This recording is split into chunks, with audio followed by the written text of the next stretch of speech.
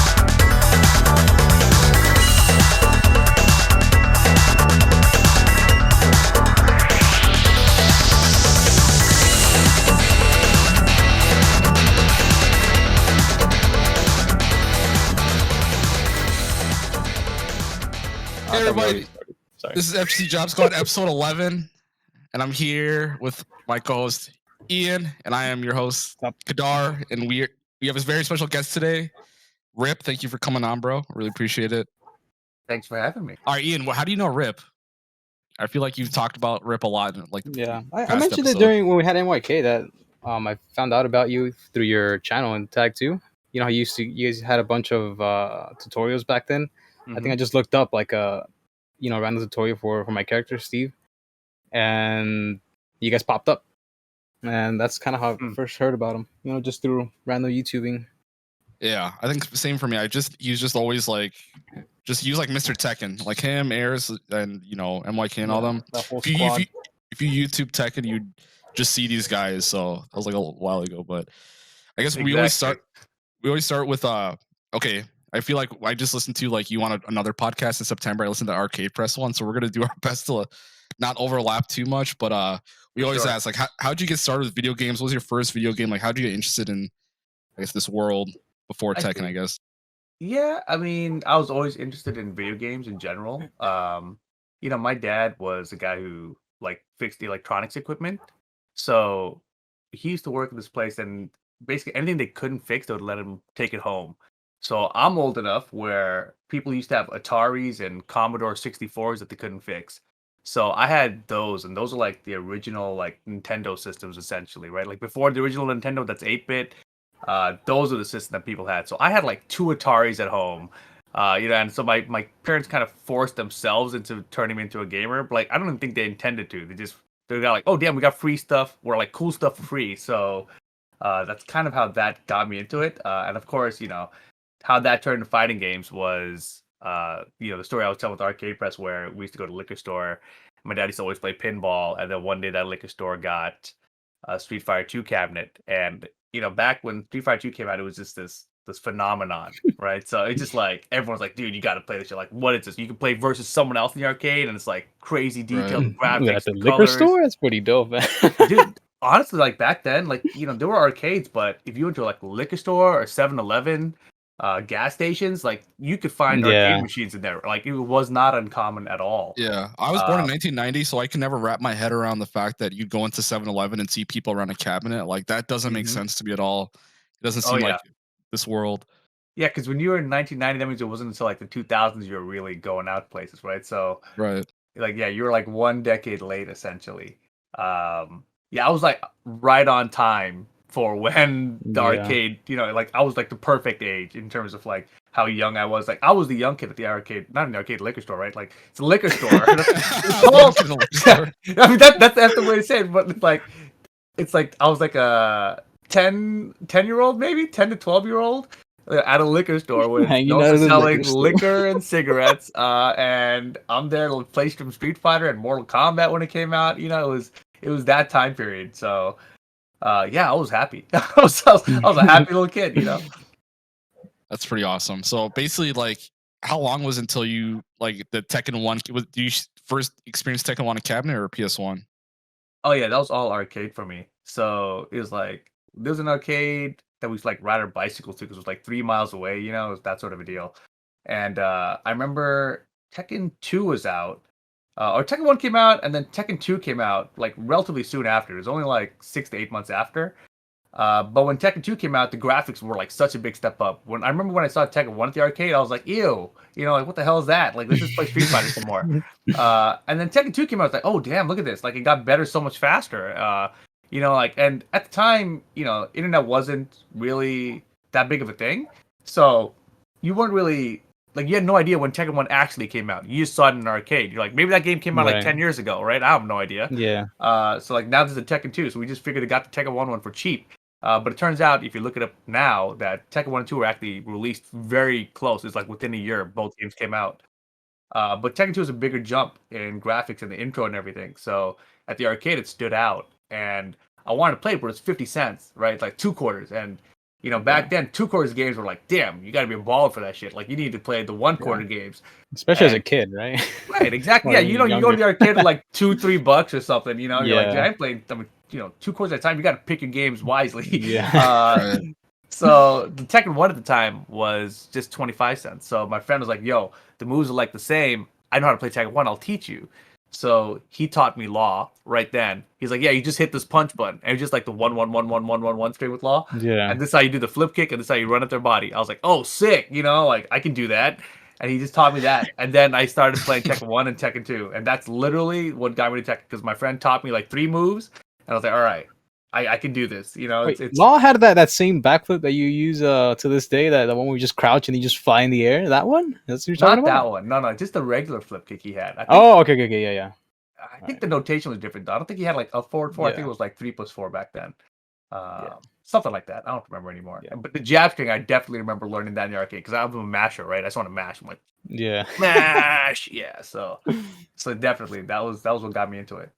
So were your parents like pretty like cool with you playing video games? Because I was kind of doing a little research. You're a computer science like major, right? And you seem like you know. You probably did all your homework and stuff like that, but how'd your parents feel about video games and going to the arcade and stuff like that? Boy, that's an interesting question. Because I feel like when I was younger, they knew I was gaming, but I guess something happened. I was in between. So I think around the time, you know, as I mentioned, okay, so Commodore 64, Atari, then the original NES came out. The original NES I got pretty late, so a lot of the kids already had the NES. I got it when Super Mario 3 came out, so I missed a lot of games that were on it earlier. And then when the Super Nintendo came out, was kind of time when like all the kids were getting it, and I was like, I really want a Super Nintendo, and my dad was like, no, you can't. You know, like instead he wanted to build computers because he was like an electronics guy, right? So he was like, no, like computers are the new shit. You know, you got to check this shit out because the games on this thing are gonna be way crazier. So he taught me into learning computers. Because if I could learn DOS and Windows, I could install video games on it. Like he baited me, you know, with games on computer. So command console, right? Yeah, exactly. Stuff like that. So, totally. And because of that, it was like games like Doom, and this old game called Jazz Jackrabbit that is basically like a Mario kind of game, except it's like funky rabbit, and it was actually Epic, the guys who make Unreal Engine now, that released that Jazz Jackrabbit game that I used to play. So Jazz Jackrabbit, Doom, King's Quest, just a bunch of old PC games. And then after that, it was like Star Wars Rebel Assault. Basically, they got me into computers through that. And I went through this big PC phase for forever until I came back to consoles. But growing up, like, I was a fairly smart student. But then when it got to high school, it was just life got weird, man. You know, like I was still like, okay, I was a good student. I could pass tests. My memorization skills were good like that. I could cram. Yeah. But because of that, I was really lazy. Like I just hated doing homework. Actually, you know, it's like I was like, I already know this. I don't want to spend time doing it again. So I don't want to do the homework part of it. And so high school, I could have did a little bit better probably. And then college. I had the same problem where I could have done a lot better, but I hated doing homework. And then all I can tell you this little snippet, like in college, I had this teacher, and for whatever reason, they effed up my math placements, whatever. Because I went to community college and transferred to Cal Poly Pomona later. But in community college, they for whatever reason put me in like basic algebra, which is what I had taken in like ninth grade or something in high school. You know what I mean? So I was like, this makes no sense. But I was like, okay, if I'm gonna transfer, at least I'll get good grades going into it, right? Like it doesn't actually hold me back. So I was like, all right, let's just get the good grades. And I went to this course, and the teacher was like, she had a special policy where if you got 100% on the test, no errors, she would give you full credit for the homework for that like chapter or whatever in the book, right? So I was like, sick, right? So I intentionally took it as like a challenge, like a video game challenge. Like, I am not gonna do the homework here. I'm gonna cram for this test, and I'm gonna ace that test, right? And I remember, I think the first like 5 in a row, like she was like, "You're not gonna do the homework." And I was like, I shook my head, like, "No, I'm just gonna get 100 on the test," And like, I made it known that I was going for it, and like, she was getting pissed, right? Because I got the hundreds. And then I remember on one test, she docked me a half point for not getting the answer the way she wanted me to get it. So I went up after and I was like, what is this? Like I did it right. Like, why you dock me? And she looked at me like really slow. She looked back at the test and she just crossed out, wrote 100 on. And I was like, yeah, damn right. That's amazing. But she ended up we ended up getting along afterwards. So I started doing homework because I got eventually to like the later like calculus courses. So I was like failing because I wasn't doing the homework anymore. I was like, oh god, I got to do the damn homework. So calculus and physics brought me back in. When you're like gifted in that kind of way, when you're so good at it that you don't have to do the extra work, that's what happens, right? Like you don't have to, do the extra shit that every other student has to do. So but like my parents' side of it, like they didn't really care one way or another. Like they obviously wanted us. Like I got 2 sisters too, so they always wanted us to go to college and like get educated and get jobs, whatever. That was kind of the goal. And I they didn't really care about the gaming thing until it was when I was in college, because then it sort of became, why are you going to these tournaments now? You're like you're in college, you're getting computer science. Like why are you playing video games now? Like they didn't really care when I was younger and figuring out what school I was going to go to and all that kind of stuff, because they knew I was still getting the homework done and getting good enough grades and whatever. But after I got like the degrees and everything, and I was still like going to events, and they're like, "What are you wasting your time for?" Like go use that programming degree, right? Like what the hell? So my parents are the same way. Like they'll see, like I have shelves and shelves of video games, and my parents are like, "You are such a moron for still." Like they regret very much like getting me into games like when I was a kid. Like exactly, and that's exactly what I ended up bringing back, and I'm like, "Yo, y'all did this. Remember, you got the Atari, you bought the Nintendo, you got me the computers, 4 games. Like, don't turn this on me." You know what I mean? Yeah, and also I was listening to the Arcade Press thing. You played a lot of Quake 3, so that was my very first PC game, Quake 3 Team Arena. I remember we got our first PC when I was 9. Yes. And I was listening to that, and dude, that game is probably the most insane game that I like. Looking back at how fast it is and stuff like that, I've tried playing recently Quake IO and stuff. But you said you're a huge Quake 3 fan. Like, have you tried picking it up recently and things like that? That's one of the most insane games I think I've played my entire life. Yeah, I mean, wait, what game did you just mention? Quake IO? So you can play Quake 3 Team Arena online if you have Quake IO. Do you know what that is? It's basically different than Quake Live. Oh shoot, I'll have to send you details after. But oh gosh, okay. You can find people playing Quake 3 Team Arena on this program called Quake IO. You just have to have a copy of Quake 3 Team Arena. It just kind of modernizes everything about Quake. Not modern, it just makes the settings work, the configuration files and all that stuff. Interesting, so, because Xbox Game Pass just brought Quake 3 back, so I was like playing it on there recently. And the other thing is, they just had a rumor. I just saw this like 2 days ago or something. They're teasing that id Software is working on a new old school FPS. Right. And the reboot.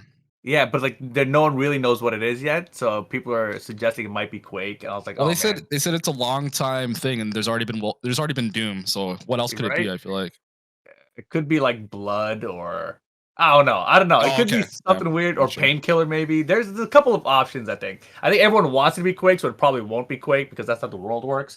But it should be Quake. I just don't think that they're gonna get Quake right again, because they had their chance with 4. they had the chance at Quake Champions, and I just don't think that they, at least the multiplayer side of it, I don't see them doing it. Like I can see them making like a Quake single player game again, but I don't think it's gonna go correctly multiplayer the way I want it to. And if they do multiplayer, like honestly at this point, I would be happy with the Quake Battle Royale. And I don't even want a Quake Battle Royale. Let me be clear. I do not want the Quake Battle Royale, but I would be happy with the Quake Battle Royale at this point. That game would be crazy. It would be crazy, yeah. I mean, I would definitely play. I mean, I barely play battle royales anymore. I kind of fell out of it a little bit. I was into it a lot with H1Z1 on PUBG, but I would probably go back to it if there was a Quake battle royale. Right. All right. So let's get back to Tekken. So when did you get introduced to the local scene in SoCal? Because as someone who, me and Ian here, we probably got introduced to SoCal like the scene here probably within the last 6 years, but you're probably you're around from the start, not the start, but the Tekken start, right? Would you say that's probably fair? Like, what was it? When did you get introduced? And you grew up in you grew up in SoCal, right? I'm not sure if you mentioned it. Okay, just I mean, I was born in South Africa, right? And South Africa was there. I didn't know that. Yes, yeah, that's a whole huge topic because that was in crazy South Africa. That was when South Africa was apartheid, right? So it was like legally racist essentially. So like you like white kids couldn't go to brown kids schools or vice versa, right. etc.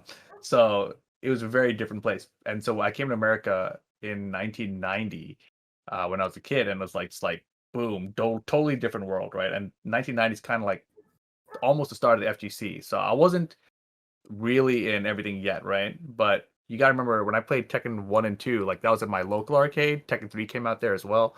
I didn't meet the rest of the actual SoCal scene until Tekken Tag 1. So prior to that, like I have no knowledge. Like there was a Tekken 3 competitive scene in SoCal, and to me that's still before my time, right? But there was an arcade out here called Southern Hills Golfland, and that arcade, legendary. Yes, is legendary, and it was. Can you talk about your first time there? Because we asked them like kids. What was your very first time there? My first time at Southern Hills Golfland, I don't even remember. It was that long ago, but I can tell you, like, it was the time when we had to have someone to drive there, so it must have been in high school for me at the time, and because it wasn't that far. I still live relatively close to where that place used to be. It's probably like a 10 to 15 minute drive away. And, nice. Yeah, but like it just doesn't exist anymore. This is the problem. But that arcade, it was mainly for like mini golf, right? There's mini golf, and then they had the arcade and air hockey table, that sort of thing, right? And pizza, etc. But the first time there was probably for Tekken Tag Tournament 1. And I didn't know anything about it. I think it might have been actually trying to think. No, actually, yeah, I was definitely there just to play casuals before that. So my friends he had a minivan, we'd drive down there, and it was this crazy place because the cabinets there were surrounded by a ton of people. Like in my local arcade, you would just have like 3 or 4 guys, maybe 5. I remember when Tekken 3 launched, it was a big crowd, but soon after that, it would be like 3 guys or something, right? Southern Hill Golfland was like, when you were there on the weekend, it was always a ton of people, and they were always really crazy. I remember specifically Tekken Tag 1, there was this long line, maybe like 12 people long, right? So, people put up their quarters on the machine, right? You've heard about that. This was like, the entire thing is like filled up. There's like no more space to put quarters up. And you're just like, yeah, I'm after that last one. It's like, you can't even keep your place anymore.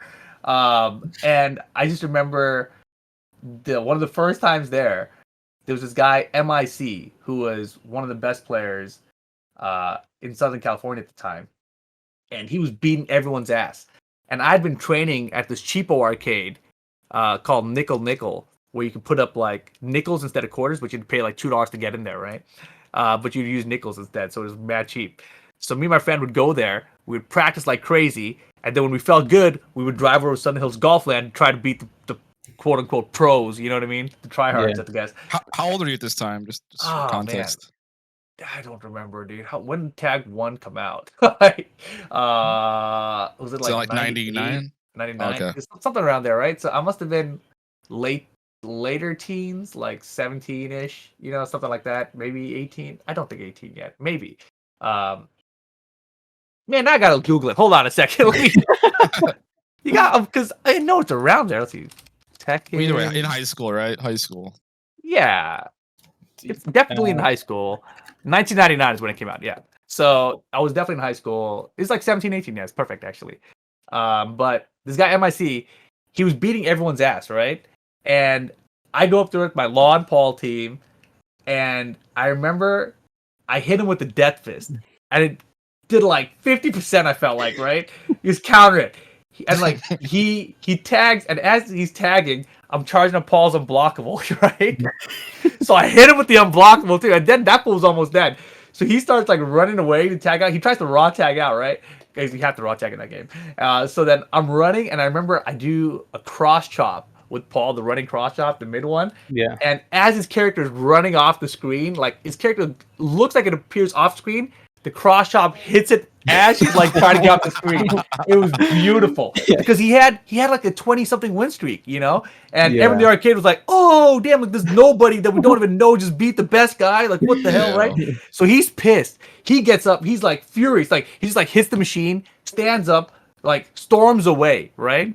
And then the next guy comes in and put in his quarter, but he can't hit start because at that time they had like the leaderboard, right? Like you had to put your name in on the machine. So you got to like move the stick left and right. You got to hit the button to put your individual letters in. So then, you know, at the end of the thing, it'll be like, oh, first place, 26 win streak, whatever. MIC is what it's supposed to stay, right?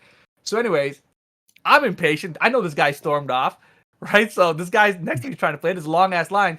So the guy's like, "Oh, I can't put my credit in yet because this guy didn't put his name in." I was like, "Oh, whatever." So I just reach over and I just like mash the buttons like boom, boom, boom, right? Yeah. And as I'm doing that, MIC had come back to put his name in. He was right behind me. So he was so pissed because he had got the first place score with the most wins in a row on the machine, you know, and it was at like arcade is the name. and AA is the name, bro. Like because I didn't know he came back. You know, I totally didn't see it. I was on the 2P side, and that's the side he stormed off to. So Damn. it was hilarious. Insult to injury. Exactly, bro. I beat him off the machine in front of everybody, and then he comes back for his name, and I thump in front of him. You know, hey, that's what it is. My bad, bro. My bad. I'm sorry. I didn't know.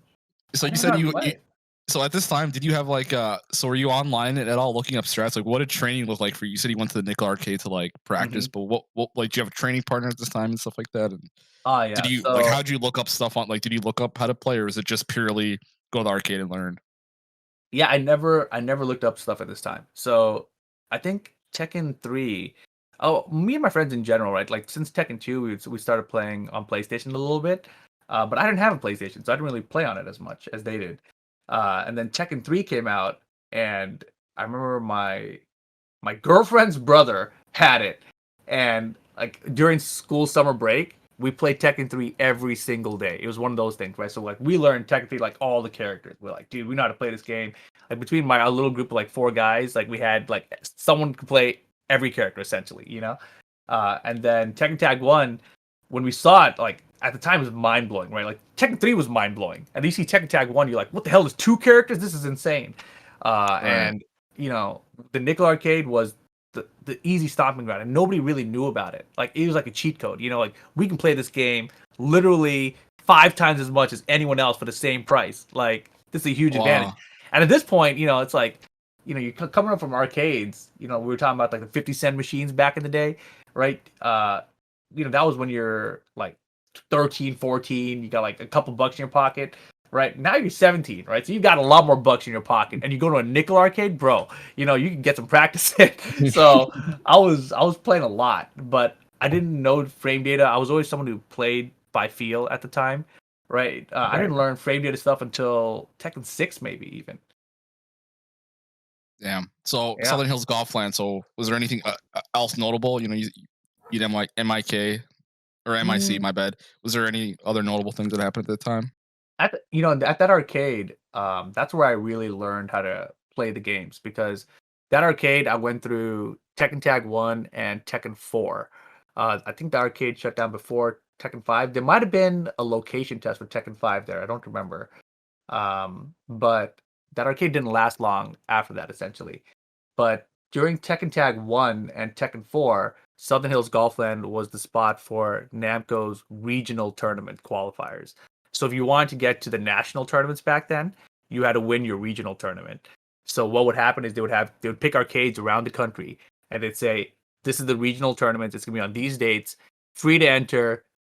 Come through. We'll give you a poster. Whoever wins the tournament, we're flying you to nationals.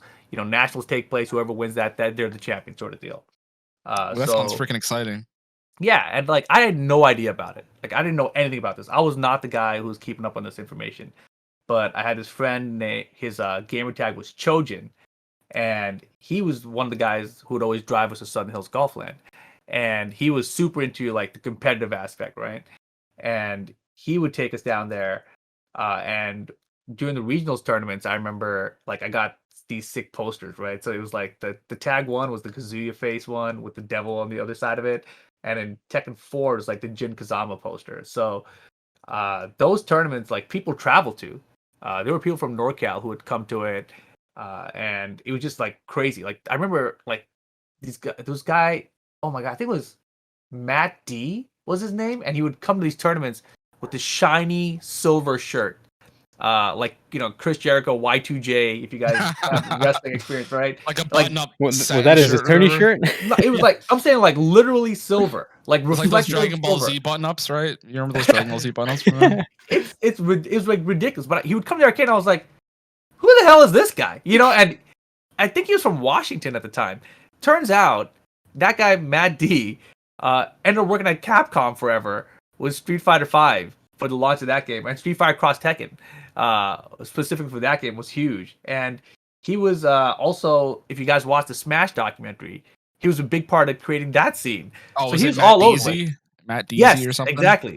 Yeah, I've heard of him. So yeah, but he would like fly down to Southern Hills Golfland to play in the SoCal regional tournaments, whatever. And it was a thing where players would travel to other regions, and this is my first experience of hearing about all that. I'm like these people.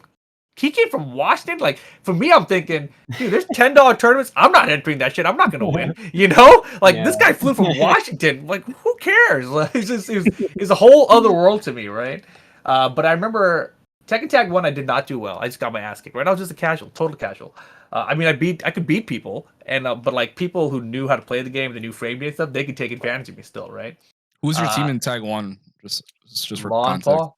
Just Law and Paul. Okay. Yeah, nothing good. Like there were people using, the Changs and stuff back then, the Ogres. Like there was teams that were mad good, but there was still nothing that was like for me, there was nothing that I even recognized as top tier. That didn't even exist to me. I was just like, if I can do my thing, that's great. I was just mad that, Law's back one was a high. There's stuff like that. I was like, how come they can duck this move now? Like that makes no sense. It looks mid. That was the kind of shit I was bothered about. You didn't think Ogres were like top tier? I always heard that was like the number one. The thing is, okay, right? I didn't have a concept of top tier. That's what I'm trying to say. Like, I didn't even think about characters are better than other characters. Probably a good thing though, right? Yeah, I mean, I knew so little about the game that it didn't matter to me, right? You were just having fun, right? Yeah, I was just having fun. About winning. Yeah, and I wanted to win, but like it wasn't the end of the world. It was a free to enter. I didn't care. I wasn't losing money if I lost, except in the arcades when you're losing, right? So I wasn't that competitive yet. But at that same arcade, is where I met a lot of these guys. Like one of the players who taught me the most was this guy named Shano, and at the time, he was like the old man at the arcade. I remember during Tekken 4, which must have been like early 2000s. He was the guy who we had two cabinets at Southern Hills Golfland. There was like the one big showcase cabinet, which I don't even know if you guys know like the different arcade cabinet types, but the showcase cabinet there's like a bigger screen TV and it's separated away from the stick controls. There's like a 1.5 foot gap in the middle. Right, so it's just a big ass screen, and like that's where all the pros play, right? And then they had a regular ass cabinet where you're literally like 6 inches away from the screen, and you're standing side by side. They do the same thing. Yeah, exactly. So, so did they filter like the noobs of Tekken to like that lesser cabinet? Exactly. I've heard that being a thing. Okay, totally was a thing. So that's how it was at Southern Hills Golfland. But this guy Shano, he was one of the top guys, and he knew the line was always shorter at that other cabinet. So he would go to the other cabinet just to test out stuff. So like he knew I would be playing there, whatever. He would cut into our rotation, and then he would be like, "Hey man, like let me try something, and I'll let you win." I was like, okay. Like I didn't even understand. Like why the hell is this guy putting in his 25 cents just to lose? What a moron. Like anything to let me be on the machine longer, right? But he would do stuff like, all right, I'm gonna do this, and then you just block after it, or then you hit this button, and like. I would mess it up half the time because I didn't know what he was trying to do. He was trying to test like frame and stuff. So he's labbing right? Yeah, okay. Yeah, because there's no practice mode back then or anything, right? He just want to know like how bad is this on block? He's trying to know for his own character, like am I plus after this? How many frames can interrupt me? Whatever. He was very technical about the game. So you never know how good you have it because I cannot imagine paying 25 cents to lab something real fast. That's crazy. Exactly. So he would come to our cabinet. He would gather data, beat us for a little bit, and then he would go back to the big boys cabinet because they would start talking shit to him, They're like, damn, Shano, you got your ass beat so bad you have to go over there now, that kind of stuff. And so, like, eventually, he'd be like, and he was like a really mellow, chill guy, so he'd be like, yeah, I'll be there in a second, and then he'd go over there and own them all up, right? Because he's got this new data now. And like, I learned so sick. Dude, I learned so much from him. He was like the coolest role model figure for me in like learning competitive Tekken essentially. I remember like for that game Tekken 4, it was the first time I traveled for a regional tournament. Like so Namco had the SoCal tournament and the NorCal tournament. At the time I took my girlfriend, we just drove up there like a road trip, slept in the car, and then we woke up for the tournament, which is at NorCal's golf land. I don't remember which one. They have 2 golf lands up there. But I went there for the regional tournament and sure enough Shauna was there. And he's like, whoa, I didn't expect to see you here. And I was like, damn, I didn't expect to see you here. Like at the time, I just learned Paul's stupid just frame, and I figured I could win the tournament because I knew how to do the just frame. But that's still like, like that's still the level. I was still like casual, becoming competitive. That's for a tournament. Yeah, I was like, dude, I got the just frame. No one's gonna expect me to hit it, so I'm gonna hit everybody. I'll win the tournament. I got my ass kicked again. But I was better. I did better than tag tournament. So. Now that I think back about it, those experiences going to those regional terms is actually what got me so competitive in Tekken 5. How'd you do the Southern Hills Namco thing? Oh, I got my ass kicked. Okay, But I do remember that tournament I beat Q-Dog. Q-Dog was a very notable player at the time in Southern California. He moved to NorCal now actually, but he was an Eddie player, super good. The reason I remember it though is because he had sidewalk to my back or something. And I did Law's flip kick, and it hit him behind me. And that was the first time I ever saw Law's flip kick hit behind.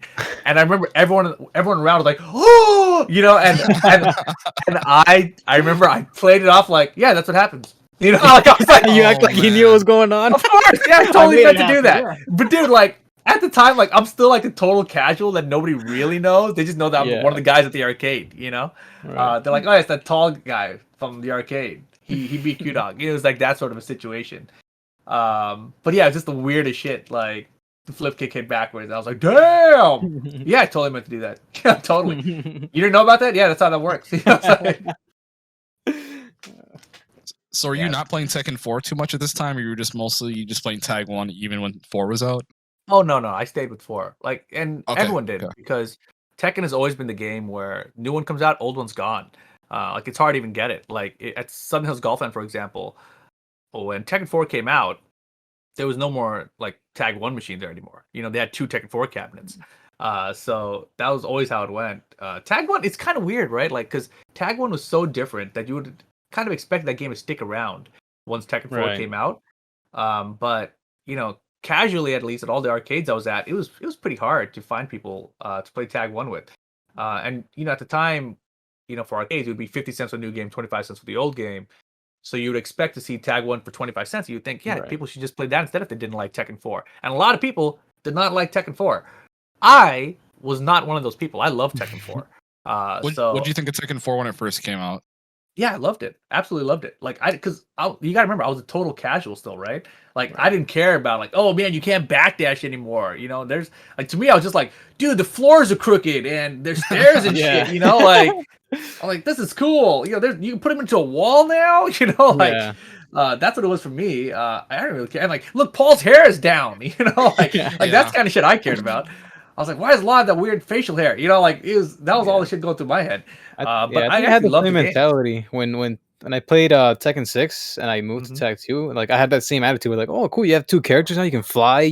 Flying with your other character. Like that was pretty cool. But then, as the game aged, like you kind of hear like how certain people just didn't like all those mechanics. I was too casual to really care, so I was not attached to T6 or even T5. Like I think that's what it is. Is you're casual. You don't really give a shit about all the changes. Like you're willing to take it in. That's probably the same thing that happened with Tekken. New Tekken 7 players as well, right? I'm pretty sure they didn't care about the changes too.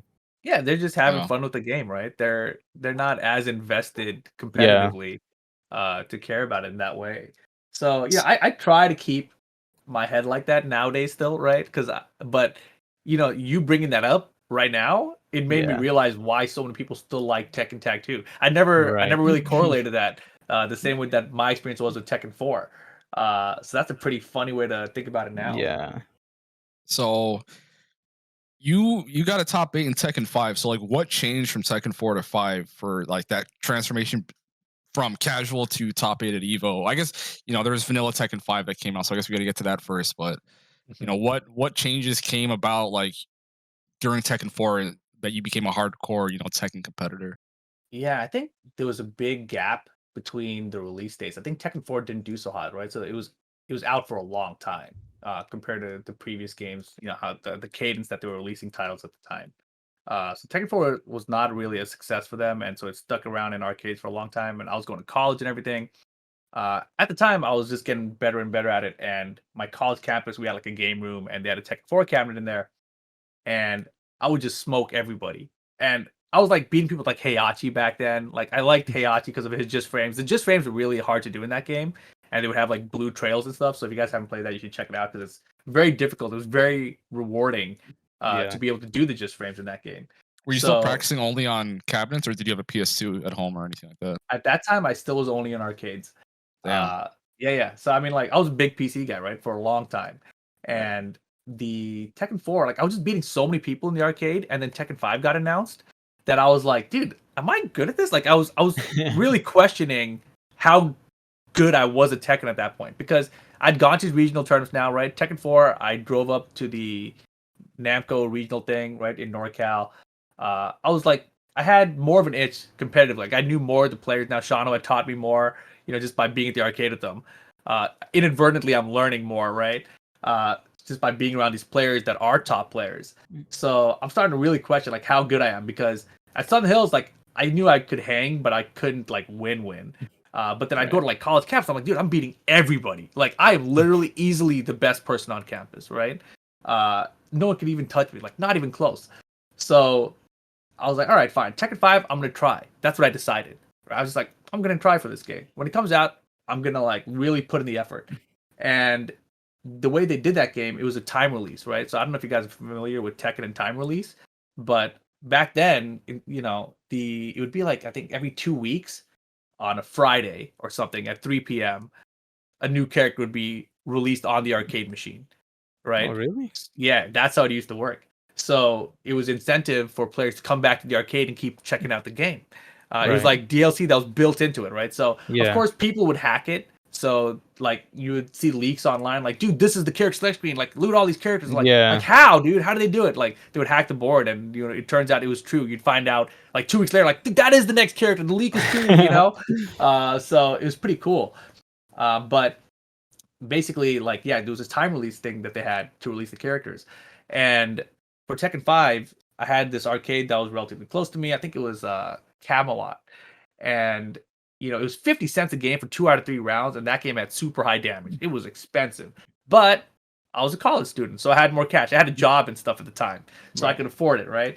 But what I would do is I would go there early, like 3 p.m., and I would learn all the characters, right? So obviously I knew Law, but I figured I just want to learn every character and what they have new in Tekken 5. And I would just use all the characters' new moves against everybody. So I'll be there early, I'd learn the new stuff with the character, and then somebody would come in, I just do the new moves on them because I knew they wouldn't know how to deal with them yet, right?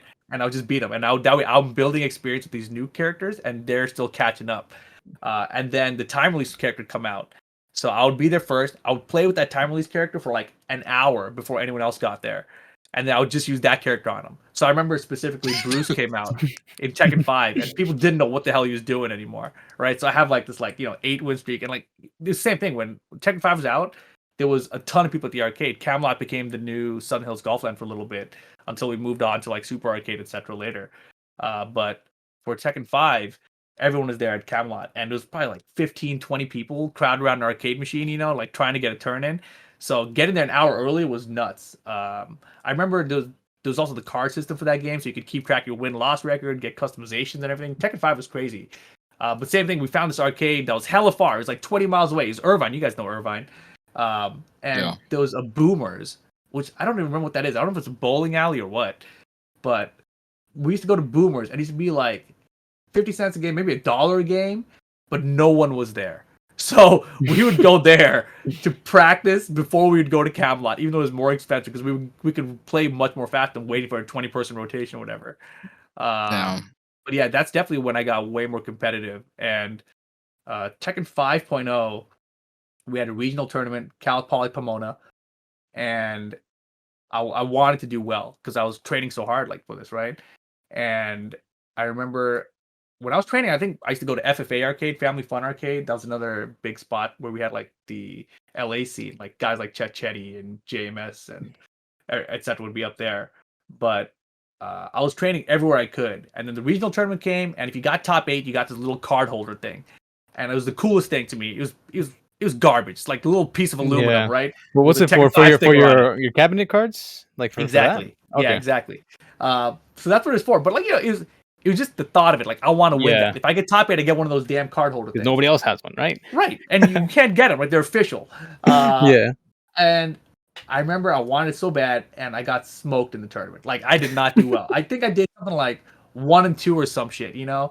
I remember one of the matchups, I ended up switching to Fang from Law. And I won with Fang, you know, but like I was making terrible decisions all day. And then I lost. Oh my God, I remember my loss right now. It was this guy Subtle from NorCal.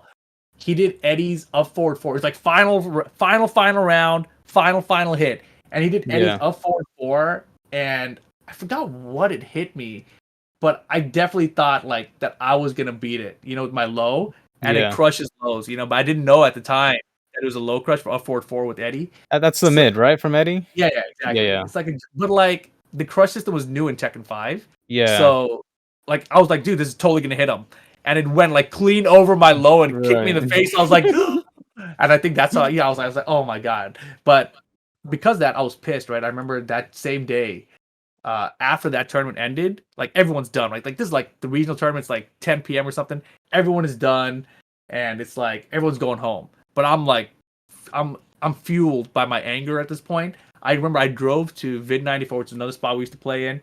No one was there, right? I played like the CPU like 2 rounds. I was like, screw this, right? It's like midnight at this point. I head out from Vid 94. I drive to FFA, which is 50 miles away from there, right? Wow. Yeah, and I'm like hauling ass the freeway, driving like 90 miles an hour, so I can make it there in time to beat someone's ass, you know? I get over there. There's like 2 people, like they're drunk and they're on the arcade counter, you know. And I'm literally just trying to triple perfect them, and I am beating the crap out of them, and they're just laughing because they're drunk, whatever. Yeah. They're like, dude, you're so good at this game, and I'm just like pissed. I'm just like not even saying. I'm like, yeah, you know, like I'm so angry. And then, you know, I beat that, and I was just like remotivated, like that fire side was like next level at this point. And then I went to the NorCal qualifier after that with like just like super intent on making top 8, and I got my top 8 there. Like I think I might have been one of the highest placing SoCal guys at that tournament actually. But that was like my breakout moment, because at that tournament, one of our top players, Devil X, like as I'm playing in a match, you know, he said to the other guys, like I'm hitting like good stuff on people, right? Like I'm doing rip things basically, but you know, people at the time, you know, like no one. I was still just the guy at the arcade, you know, like there was no like, oh shit, it's rip or anything. It was just I'm the guy at the arcade, and oh damn, the guy at the arcade made top 8. It was like that, right? And I just remember overhearing Devil X say, like, yo, are you seeing this? This guy's he's actually pretty good, you know. And he just said that, and when he said that, it was like that was the moment I realized I am good now, you know, like this was the goal, right? You're on the right direction for sure. Yes, but like being recognized by a player of that level just to tell me that I was good, it was like justification for everything. Like, yes, all that bullshit training and beating those drunk guys at FFA at 2 a.m., you know, like it was all worth it. You know? Dude, encouragement's super underrated to keep people on a track for something. If you give people, it's super underrated. You also need like a little bit of an ego too, you know, like you have to really think that you're better than you know a certain group of players, right? Like you can't just casually be the best. I feel you have to kind of you have to think that way. Like I want to beat everybody, right? Like I'm better than all these guys. Have lost that yeah, guy, right? yeah. If you feel like I lost, but whatever, like that guy's not gonna be the best ever, you know. Like and he's probably not trying to be, you know. So it's fine. But if you have that ego, if I want to beat everybody here, or I want to be better than these guys, like that's how you get better, you know. That's how you kind of learn from your losses that way. Yeah, like so for me it was the decision in Tekken 5, like this I'm gonna try now, right? Like let's see how good I actually am. And then like actually training for a bit, doing well. Oh yeah, there's a lot of stuff in Tekken 5 I forgot about, like the early tournaments. Oh my god. So Tekken 4, right? We had this player named Tom Hilfiger, and he was like the best. Like he went to Korea and smoked Korean players on television, right? And because he was using Nina and everyone thought she was whack. But he like showed everyone that she was actually a super good character in Tekken 4. So Tekken 5.0 comes out, and the very first tournament, like there was a website that Namco was running to keep track of everyone's qualifiers and stuff because they were trying to run these tournaments and seed people. And the very first tournament, we get to the finals, and the arcade that was running it, he was charging us for every game. Like he didn't set it to free play, so it was like 75 cents per game, and he's charging us for it, right? For the tournament. Yeah. So it's like it's costing us a lot just to get to the finals of this shit, right? Yeah. And we get to the grand finals, and Tom looks at the guys like, "Hey, like we're both qualified, right? Top 2 are qualified for the regional tournament. Like, is there any other prize?" The guy's like, "Oh yeah, the first place gets 2 movie tickets." And Tom's like, so Tom Hilfiger's like, "All right, I forfeit. This guy can win, right?" So what ended up happening is, on the official like Tekken website where they're showing all the results, it's first place Rip as my first tournament ever in Tekken 5. Second place Tom Hilfiger, right? What a nice guy. What a nice guy. Right? I would never admit that. I would just say I beat him. But Tom was the kind of guy. He's like, it'll be funny. Everyone will be on like, oh my god, who's this guy that beat Tom Hilfiger in Tekken 5? Because he's like one of the top gods in Tekken 4, you know? Yeah. And now Rip beat Tom Hilfiger. He did it as a joke, obviously, to troll everybody. But it was cool. And for me, I was like, dude, my early grinding is paying off. And then I got like third in a recent tournament after that. I was in local, and people would call all the bullshit I was doing. Like, I didn't know how bullshit the stuff I was doing was. I had no barometer for that in competitive video games yet. Like I didn't even know about like the Jin, like just frame laser scraper in Tekken 4. Like that was broken. But to me, when I played with an arcade, I was like, damn it, that got me again, But like, I didn't know that it was so stupid easy and whatever. Were you on Tekken Zaibatsu at this time? Is that what you mean? Like people saying that you're looking at place and things? Okay, so any fond memories from forum days? Oh my god, the forum days are nuts, dude. Like, first of all, I miss the forums, right? Because forums are a much better form of organizing information than Discords, and wikis now are pretty good, but it's not the same because it's too cleansed, I guess. Like it's the information you're looking for, but there's no conversation there, right? So Discord, you have the conversation, but you don't have the information, I feel like. And forums, the pin post would be everything you needed, and then you just have the discussion along the way. So Discord is closer to that, but it's still not quite the same to me, even though that's what everyone uses now. But yeah, forums were great, dude. There was Tekken Zaibatsu in general. Like you would have, people sharing their combo videos. You'd have the Matchfinder thread. So across the country, like every state had their own thread where all the players would get together and talk about where they're going to play, whatever, and talk about anything they wanted, right? So it was a really cool way to meet players around you. I remember specifically through that, Filthy Rich, who was Namco's community manager back in Tekken Tag 2, I met him through the Tekken Zaibatsu SoCal thread in the Matchfinder region because he said, like, he made a post at the time in the SoCal thread. It was like, hey, anyone live by La Palma, right? And La Palma is this tiny city that I used to live in, right? And this was, like, I moved from there a while ago now, but he posted that, and I was like, who the hell lives in La Palma? Like, that's bizarre. Like, the city is literally, like, 1 square mile or something. And I was like, what are the odds that this guy wants to play in La Palma? I was like, dude, I'm totally down, right? I'm like right next to you. So I remember I went over and I beat him up, right? And I didn't know he was like from New York at the time, but he had all these arcade sticks and everything. I think I spilled a drink in his stairs or something. It's like I felt bad when the first time his guy's place and I spilled something in his place. I was like, dude. But because that we ended up playing a lot. We became friends, became training partners, etc. He ended up becoming like MYK's mentor and everything. Yeah, he mentioned it to us. It's funny. Spirojin talked about like how he hung out with him too, like an episode we did. So it's been mentioned like every time. Dude, Filthy Rich, you guys should try to get him on a podcast because he is one of these guys who has fighting game experience across multiple games. Like he's not just like a Tekken head, right? He can play a bunch of crazy fighting games at a very high level. But yeah, he was one of those guys I met from the forums, right? So the forums too, I remember the character threads were so fun because there was a thread called Law Players Unite, LPU. And Nice. but the thing is, it's like, it sounds goofy now, right? But like one of the mods made it, and they would put out like these combo videos, like about just LPU 3 or whatever. And it was just like be combos from the thread. Somebody would edit, because back then, capture equipment wasn't cheap, and very few people had computers that could capture and everything. You're talking like 2005 and earlier, essentially. Right. So it was rare, and it was just a cool place where people would share, and it was like, I felt like coming from, I think Tekken 5 was probably like the peak of Tekken Zaibatsu for me, right? Like I don't know what it was like in Tag 1 Tekken 4 days. Like I was around, but not really around. Like I think my TZ account was created around 2000, 2001. So that would have been around, I think, Tekken 4 times. But Tekken 5 was really where there was like tons of people on there. But I remember specifically for Law, like it was the stupidest thing I did was I made this dumb combo video, right? And I called it Law of California off of a dare from my friend because I didn't know what to call it. And it caused this like rivalry across the entire Law forum, And all the East Coast guys are pissed, whatever. And I was like, look, man, it's just a name. And I don't even know if I'm better than everyone in California. I just made this dumb title. Yeah. And then, of course, I go to NorCal for a tournament, and they got a Law player up there, And everyone's like, ooh, Law of California, And then I beat him in tournament.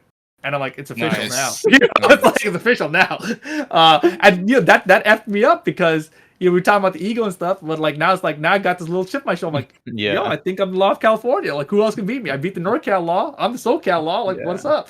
And then, of course, I want to know, like, who's the best in America then?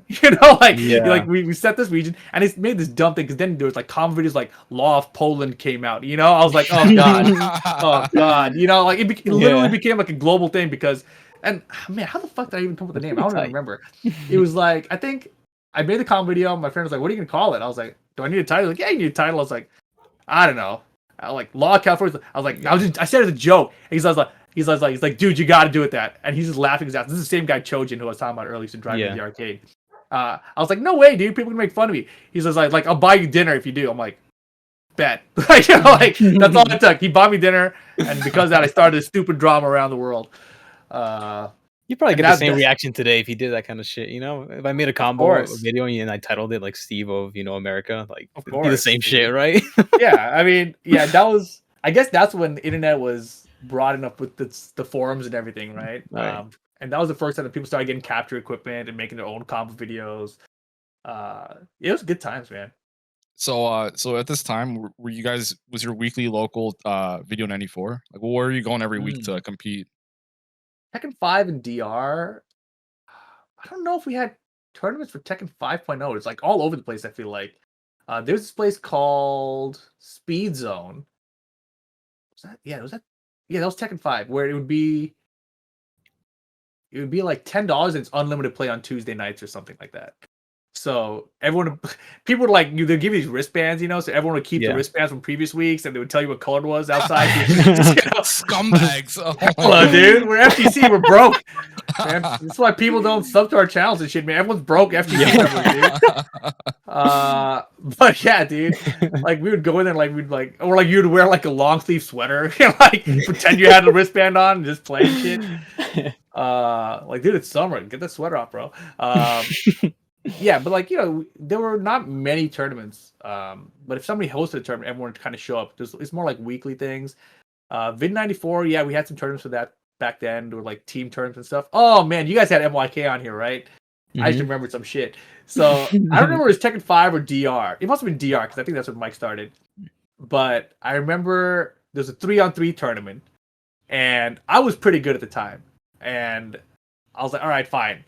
I'll take you two guys who don't have a team, which was like MYK and Kenai. Kenai is a legend of Street Fighter, right? He was learning Tekken at the time. But he was garbage back then, like super garbage. And literally throughout the whole tournament, I would let those two guys go first in the team tournament. They would get smoked, and then I would have to reverse OCV the other team, right? I did that the whole way through the tournament and got us third place. Oh man, that's sick. The whole way through the tournament. I helped them place in their first Tekken tournaments, even though, like, man. Yeah, tournaments were chill back then. You know, they weren't super serious. I think Kane used to run some from paper brackets. At some point, I took over running some at the old Super Arcade, the original Super Arcade, for DR, Tekken 5 DR. I used to run them on like Saturday mornings. I remember I used to have like paper brackets in my car, like drive to the arcade like noon. You know, tournaments like 1 or 2 p.m. start time sort of deal. I just have everyone sign up, take all the money, and write all the paper brackets out. Was that annoying having to do brackets on paper? I've never done that. I mean, that was the preferred way for everybody. You know, paper brackets were legit for everyone, and like.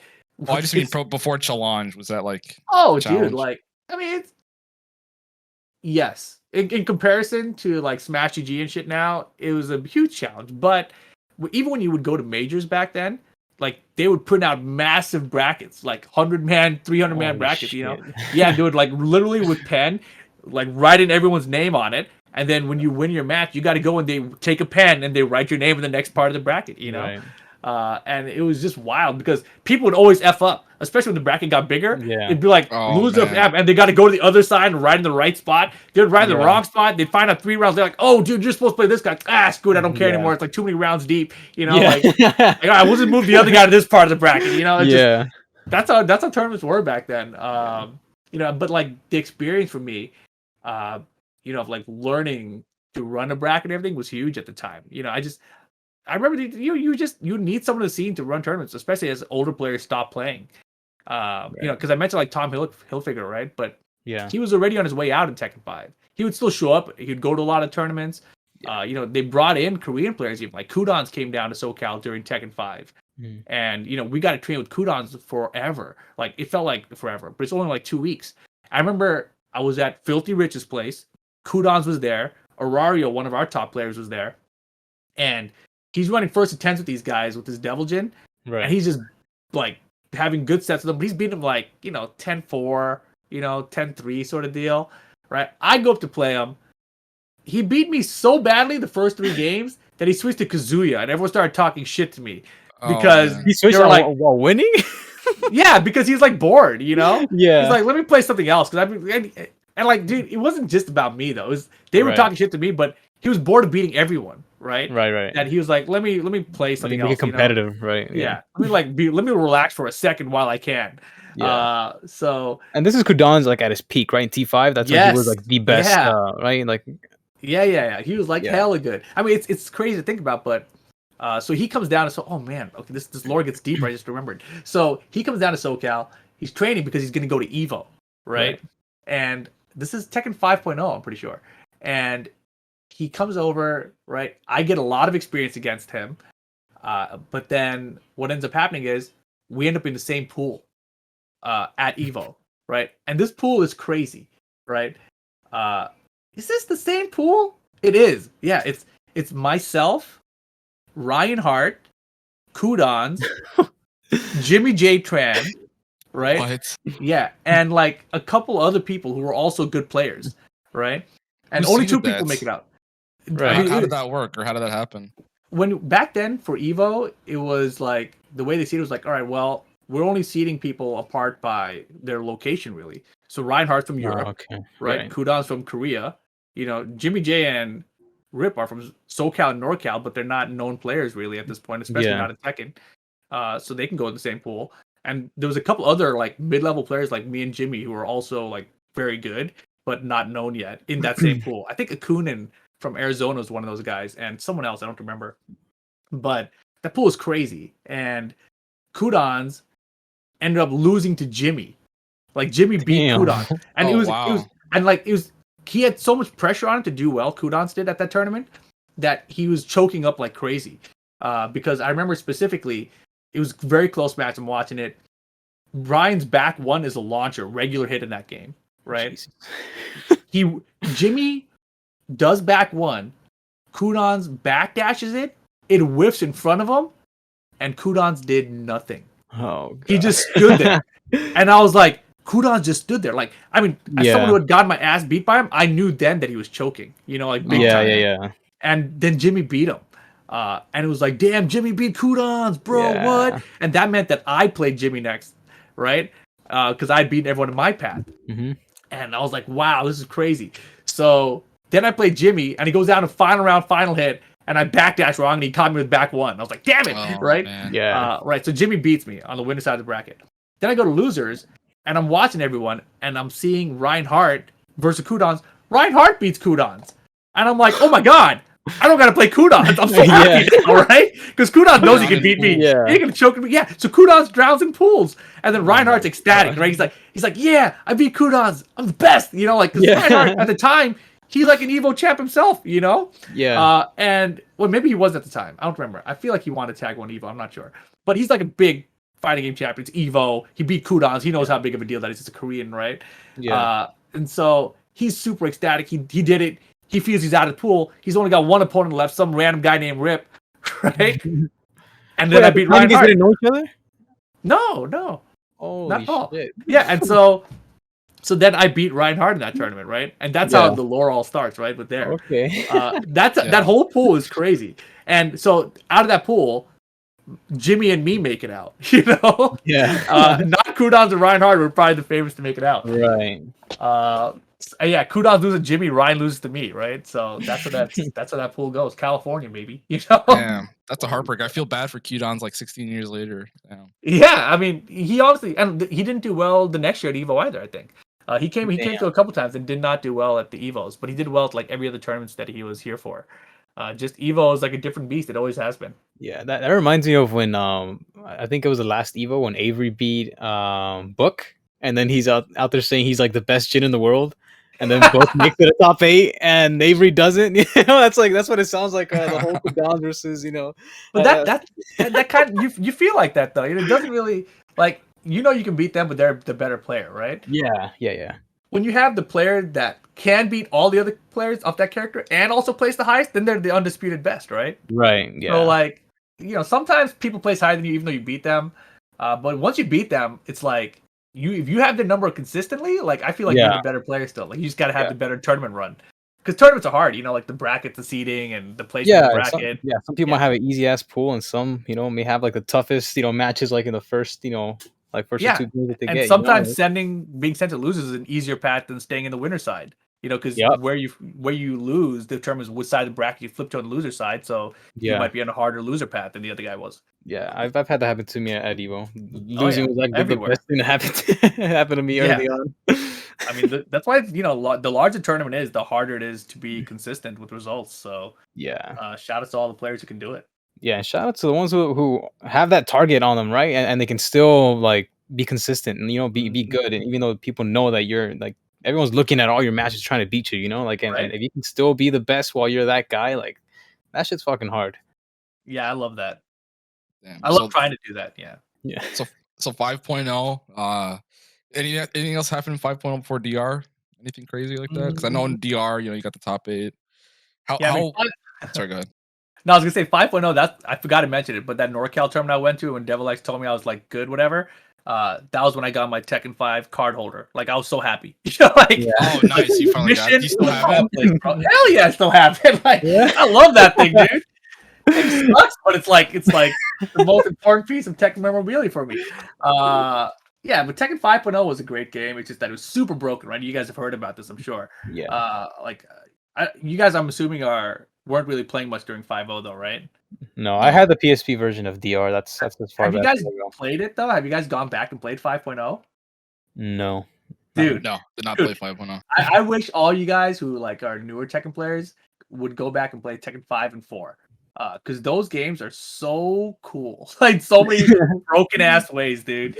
Like it was the last game with like legit tech catches. Tekken 5.0 was. Yeah. Right. It was like the damage in it is insanely high. Like if Law hit you with back 1-2-1 at the beginning of a round, which I won tournaments with just by starting off every round back 1-2-1. I was like, maybe they'll hit a button. Back 1-2-1, boom, you lose 75%. Easy. easy 75%. I was like, dude, this is tight. Like give me that kind of damage back, dude. Law felt like Marduk with rage, like at all times. But yeah, the game was insane. Crazy tech catches. You could be super creative because of the tech catches and the Oki system in that game. Everyone had Oki. Everyone had tech catches. You could create your own, like out of anything. This is totally freeform game, and people hated it because Steve had an infinite. And like there's stuff like Steve's infinite. Steve could like.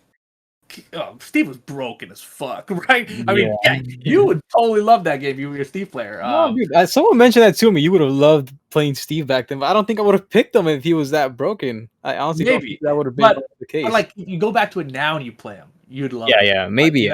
Yeah. It's I mean, like at the time, dude. Honestly, dude. How'd you feel about Law in that game? Wasn't he one of the weaker characters on the roster? That's what's effed up, dude. Law was broken too, but he was less broken than the real broken characters. So it's like you're in the situation like, dude, my character's ridiculous, but everyone else's is better. What the hell, dude? Like a difference from like S tier to S plus is one of those things. Yeah, basically. I mean, I kind of felt like that at the end of Tekken 6 too, But like that game didn't make it as far as it could have for people to realize it. Yeah. But yeah, Law was hella good. He still had 8-frame jabs. So he had 8-frame 1, 2, 3, right? Other characters were still 10. Like that back then, Tekken had characters that had 8-frame jabs and 10-frame jabs, and it wasn't until Tekken 6 that they made the universal number 10, except for like Jack or whatever, right? Gotcha. But yeah, 10-frame jabs didn't come out till later. So Law had 8-frame jab. His down back 3 low poke, right? The same one he has now was a counter hit launcher back then. And ever since then, that's when I realized no counter hit, no low poke should be a counter hit launcher. Like so when they made like Brian's hatchet kick a counter launch, I'm like, that's so stupid. Like I knew immediately that was like Tekken 5 Law. I was like, did you not play the old games, bro? Like his best lows a launcher too. Yeah, dude. Like even Jin, remember down back 4 was a counter hit launcher. Kazumi, dude. Low pokes are not supposed to be counter hit knockdowns and launchers and shit. Like it makes no sense.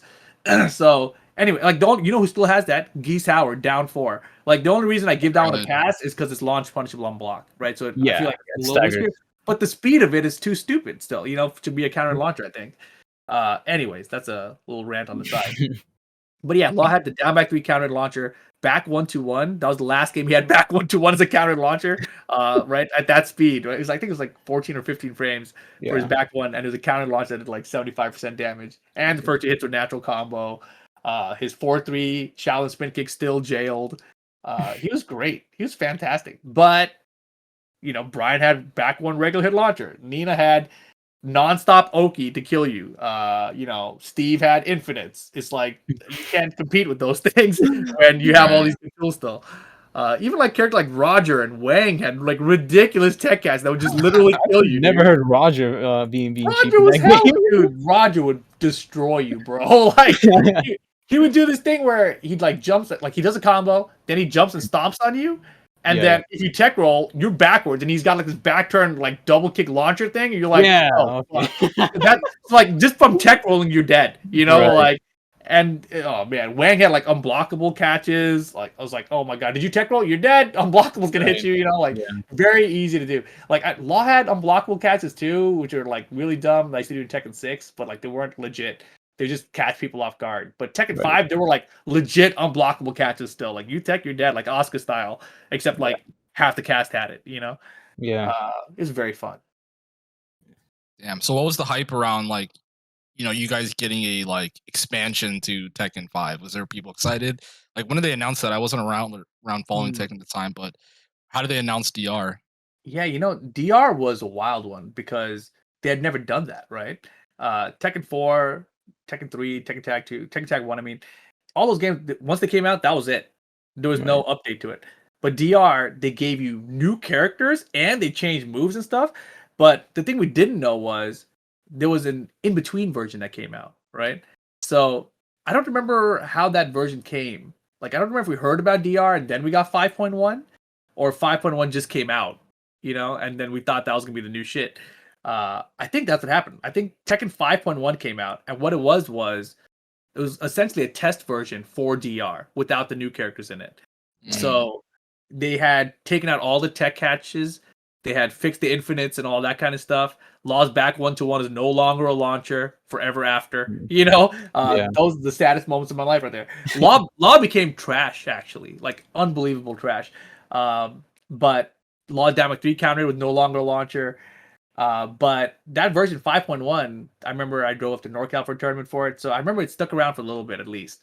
But then DR came out, and everyone was like, "What the hell? What is this?" And that's the time when the original Super Arcade really became a hotspot in SoCal, because I was there that day when the owner installed it, and we were just like chilling, waiting for him to finish the installation. Like we would go to the arcade every day to see like, does he have it? Does he have it? Does he have it?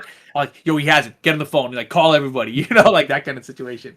And yeah, it was like Dragunov, Armor King, Lily. I didn't care about Dragunov or Lily. I just wanted to see what Armor King could do, right? Because older school player. I was like, Armor King's back, dude. I'm gonna play Armor King. I gotta know nothing about him. I'm gonna play Armor King. He seems so cool. And then I played him. I was like, he seems kind of goofy now. He's all stiff. That's what I thought. And then Lily, I was not interested in at all. Dragunov, I played a little bit of, but we had other people that were playing him, so I was like, that's fine. You know, let me just play Law. And Law was trash. So trash. You know, a lot of people have fond memories of DR as like the best Tekken. It's not for me. Not at all. It is. Was he really bad though, or was it just that you were used to the previous version of him? You go back right now. Go back and play DR, right? I'll play any other character. You play Law, and you will quickly realize that you have nothing. You know? Yeah. And the thing is, I won one tournament in SoCal, and I was so happy because I would get like top 3s and stuff. I could still do well in tournaments, right? Because I knew how people played, right? Yeah. And I would beat people based off of that. But Law had nothing, like no tracking, nothing, right? So that's why they needed homing moves and stuff later. That's why they reduced the movement for the backdash and everything, because so many characters couldn't do anything about it. Like you had to really rely on which moves tracked in which direction. It was like, he's stepping left, I got to use back 1. You know, he's stepping right, got to use back 2. Like it was like that though. Yeah, that's pretty cool. Yeah, it was very hard though, like very, very hard. It's so easy to get yourself killed from a wrong guess, you know. Yeah. Like, damn, I thought he was gonna go left, but he went right, and there's the hot kick, you know. So why'd you stick with him, or why are you just because all the time you invested in that character, pretty much? I think so. I've always been like this in everything I do, basically. Like I get very committed to everything I'm in. So like with Law specifically, you know, I played him throughout Tekken 1, 2, 3. In 4, I actually couldn't do DSS, so I was like, this is too hard. I don't know how to do these Law combos. Paul's easy though, and he's good. And I like Paul too. Like I played Paul alongside Law through 1, 2, and 3, but it was always Law as the main. So when Paul was like way easier and better in 4, I was like, I'm playing Paul. And he had the cooler just frames. Law had no just frames. So, you know, I wanted the just frames, so I played Paul in 4. And 5, I could have used Paul. I think I did play some Paul in 5 still. But Law was always the tournament character. And yeah, he was the one. He was just the one, even though he was garbage. I think at that point I still didn't really care about tiers much. I still felt like anyone could win. I didn't really understand how much better Devil Jin was than Law. You know, for me it was just like Kane was our Devil Jin player, and he was winning everything. I would get to winner's side of grand finals and lose from there multiple times. You know, Kane. And like if you talk to SoCal guys, everyone's done that with Kane.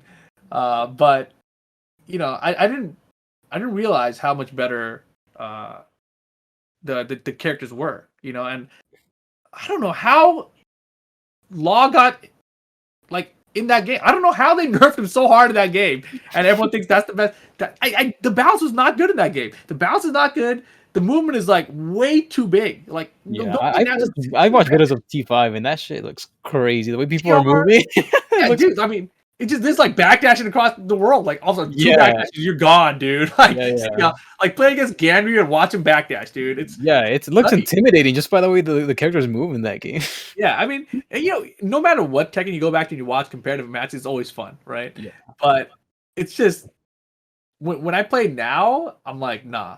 This wasn't it, you know, and it's like I didn't realize it at the time. At the time, everyone was having fun, you know. I think just the scene is fun. You're enjoying your people's company and you know having fun at the game itself, but you don't realize how busted things are actually.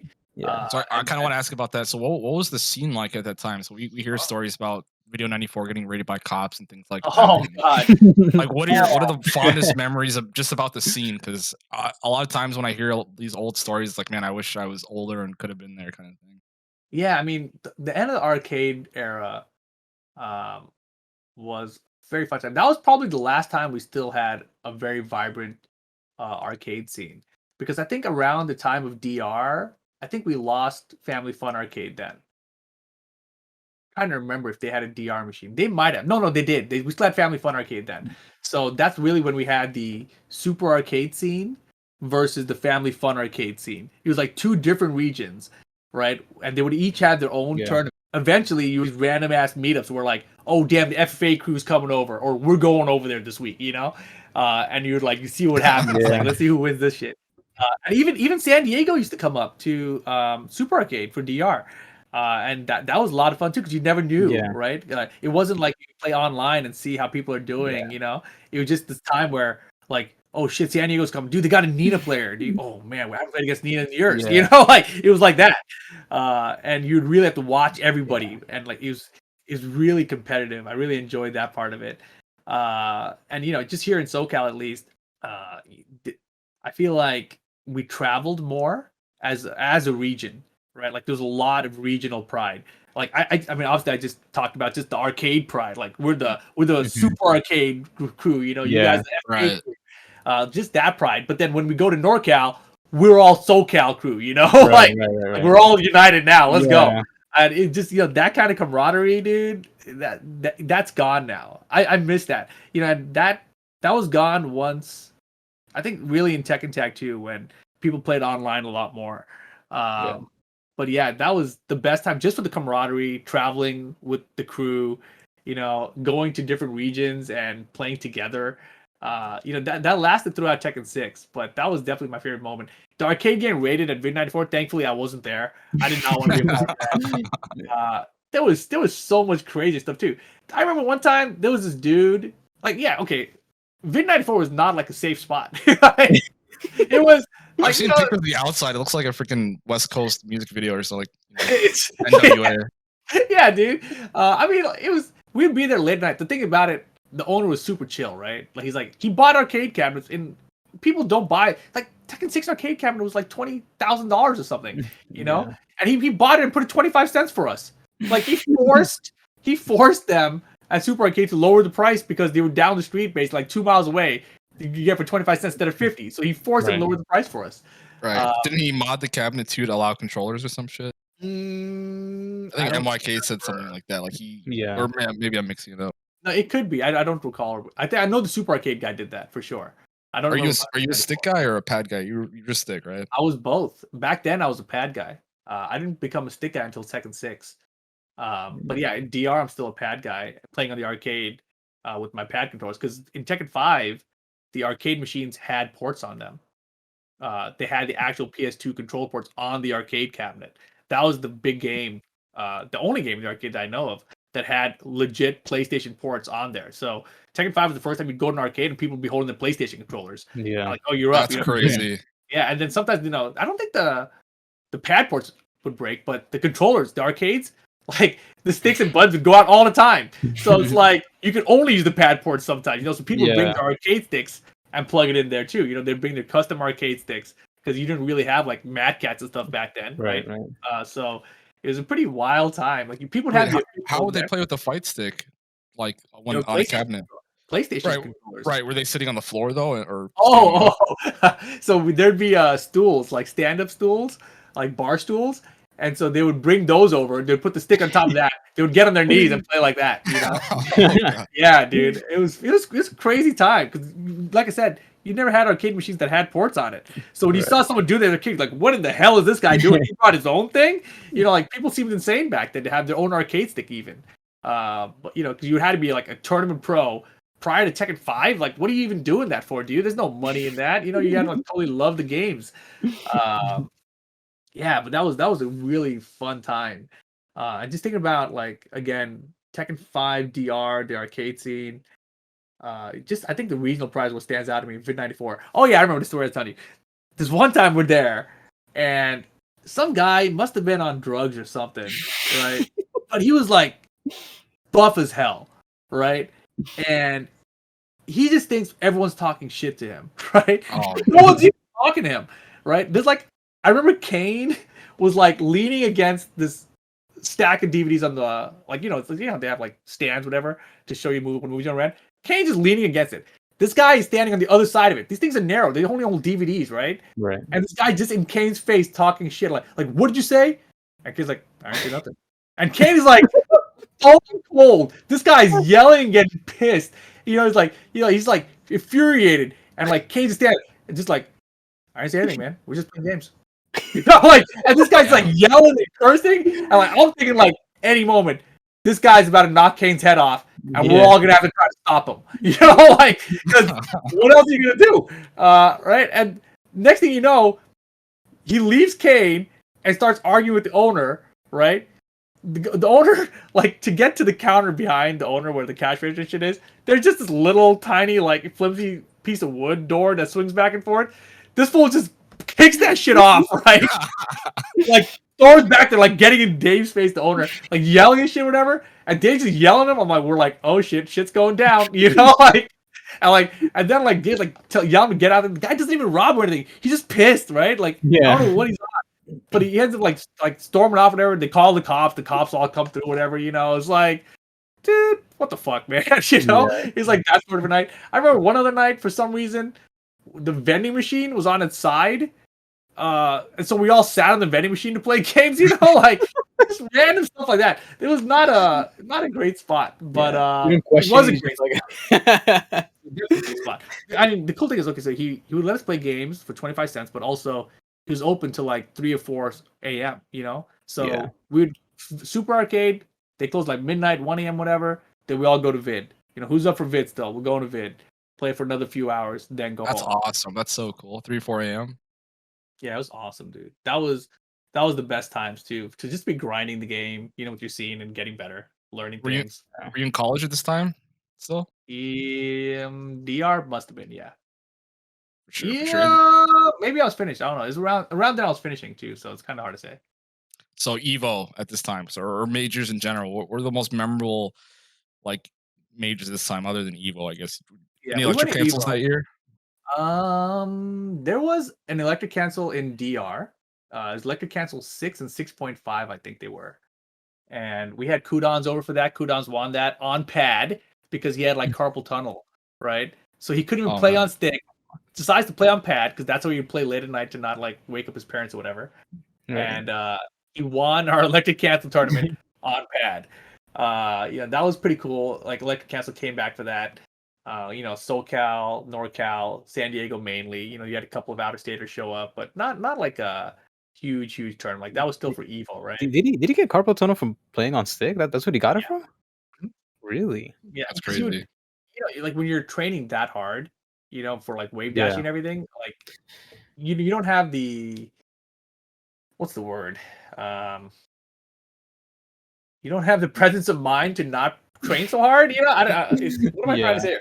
Basically, nobody knew you could get carpal tunnel from playing on stick so much, you just kind of thought like, it's gonna learn to wave dash and be the best Mishima ever, like it's not gonna damage you my hands. Why would it do that? I'm just trying to be the best Mishima, so yeah, we had no idea.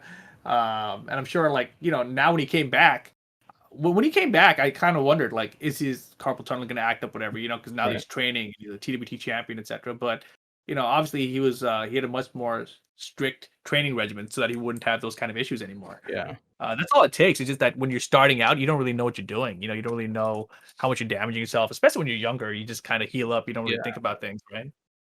So after Tekken 5 DR, did Qdans not really return the scene until Tekken 7? Is that... Oh damn! So that's probably why everyone made a big deal of it. It was huge. Him coming back and him coming back and winning. Like you gotta remember too. And when he came back in 7, he did okay in a lot of tournaments, right? Like, but like it wasn't until close to the finals that he actually won something. And everyone was like, "Yo, Kudons won something." It was kind of a surprise, right? And then he came to the finals, and everyone's like, we saw him in the top 3. We're like, "Oh man, that's crazy! Kudons made top 3. That's sick." but no one expected him to win still because the Echo Fox boys were so good, right? And he had both the Echo Fox boys to go through to win the tournament. We're like, well, good shit, kudos, you made it this far. Like that's pretty impressive for someone who's took like a 10-year break or whatever. Yeah, and he won. We're like, oh damn, what? And then the next year he got second. I think people forget about that part. That's crazy. Yeah, that's like the George Foreman story, dude. He retired and then comes back like when he's 45 and becomes a heavyweight champion again, dude. It's one of those stories, dude. Awesome, dude. Yeah, I mean, and with the same character, right? That's the coolest part too. That's my favorite part of the story. Yeah, character loyalist, man. Yeah, it gave hope to the to everyone's main. So that was pretty tight seeing that. That was awesome. So Evo that year that wasn't your first Evo. What was your first Evo before you talked about DR? Did you go to Evo before that? 2005. That was my first year. That was for Tekken 5. Tekken 5 in 2005. Any memories of going to Evo for the first time? Are you pretty excited? Okay, so remember I was telling you, like, Tekken 5 was the time I decided I was going to compete. I'm going to, learn how to play, whatever. And that's when I met, like, a lot of the players, like Insomnotech, Eris, and etc. And I would go to their place with my friend Chojin still to, like, play in sessions. And Evo was coming up. And they were like, hey, are you going to Evo? I was like, what's that? I had no idea. They were like, you don't know what Evo is? They had no idea. I was still like a casual, To me, I knew about the regional tournaments. I'd gone to NorCal for regional tournaments, but those are just more like girlfriend trips than actual, tournament trips. Right. And then when Evo was coming, I had no idea what it was. And so they started showing me DVDs. And I was like, okay, cool, but like whatever. Those are just Tekken matches. Like I didn't see the crowd or anything, And Tekken 5, 2005 was the first time they went to Las Vegas. Prior to that, Evo was at Cal Poly Pomona, which now I'm gonna sound even stupider. I was going to school at Cal Poly Pomona and I didn't know Evo was That's actually insane. Yeah. So yeah, I had no idea. So the whole Daigo parry happened, and I didn't know it was right there. You're like down the hall studying. I was like, shut the hell up! I'm trying to study. I'm trying to get the hell out of here. Yeah, basically, So it's pretty funny. I didn't know anything about Evo, and no one knew what Evo in Vegas was going to be like. They just knew it was like, oh, it's Vegas. We're all going. Everyone was excited about it. So I go to Evo and like immediately blown away. I'd never seen anything like this. It's like you have a ballroom in a hotel. Like, what is this? This is insane. Look how many people. Look at all the setups. Yeah. And back then, Evo was the coolest because the entire back 25% of the venue was all BYOC, bring your own console, right? So anyone could bring their own console with whatever game they wanted, and there was a monitor there, and you could just hook it up and play games, right? And it was the coolest shit because, whatever you want to play, you can just play it, and anyone from around the country, you could play them.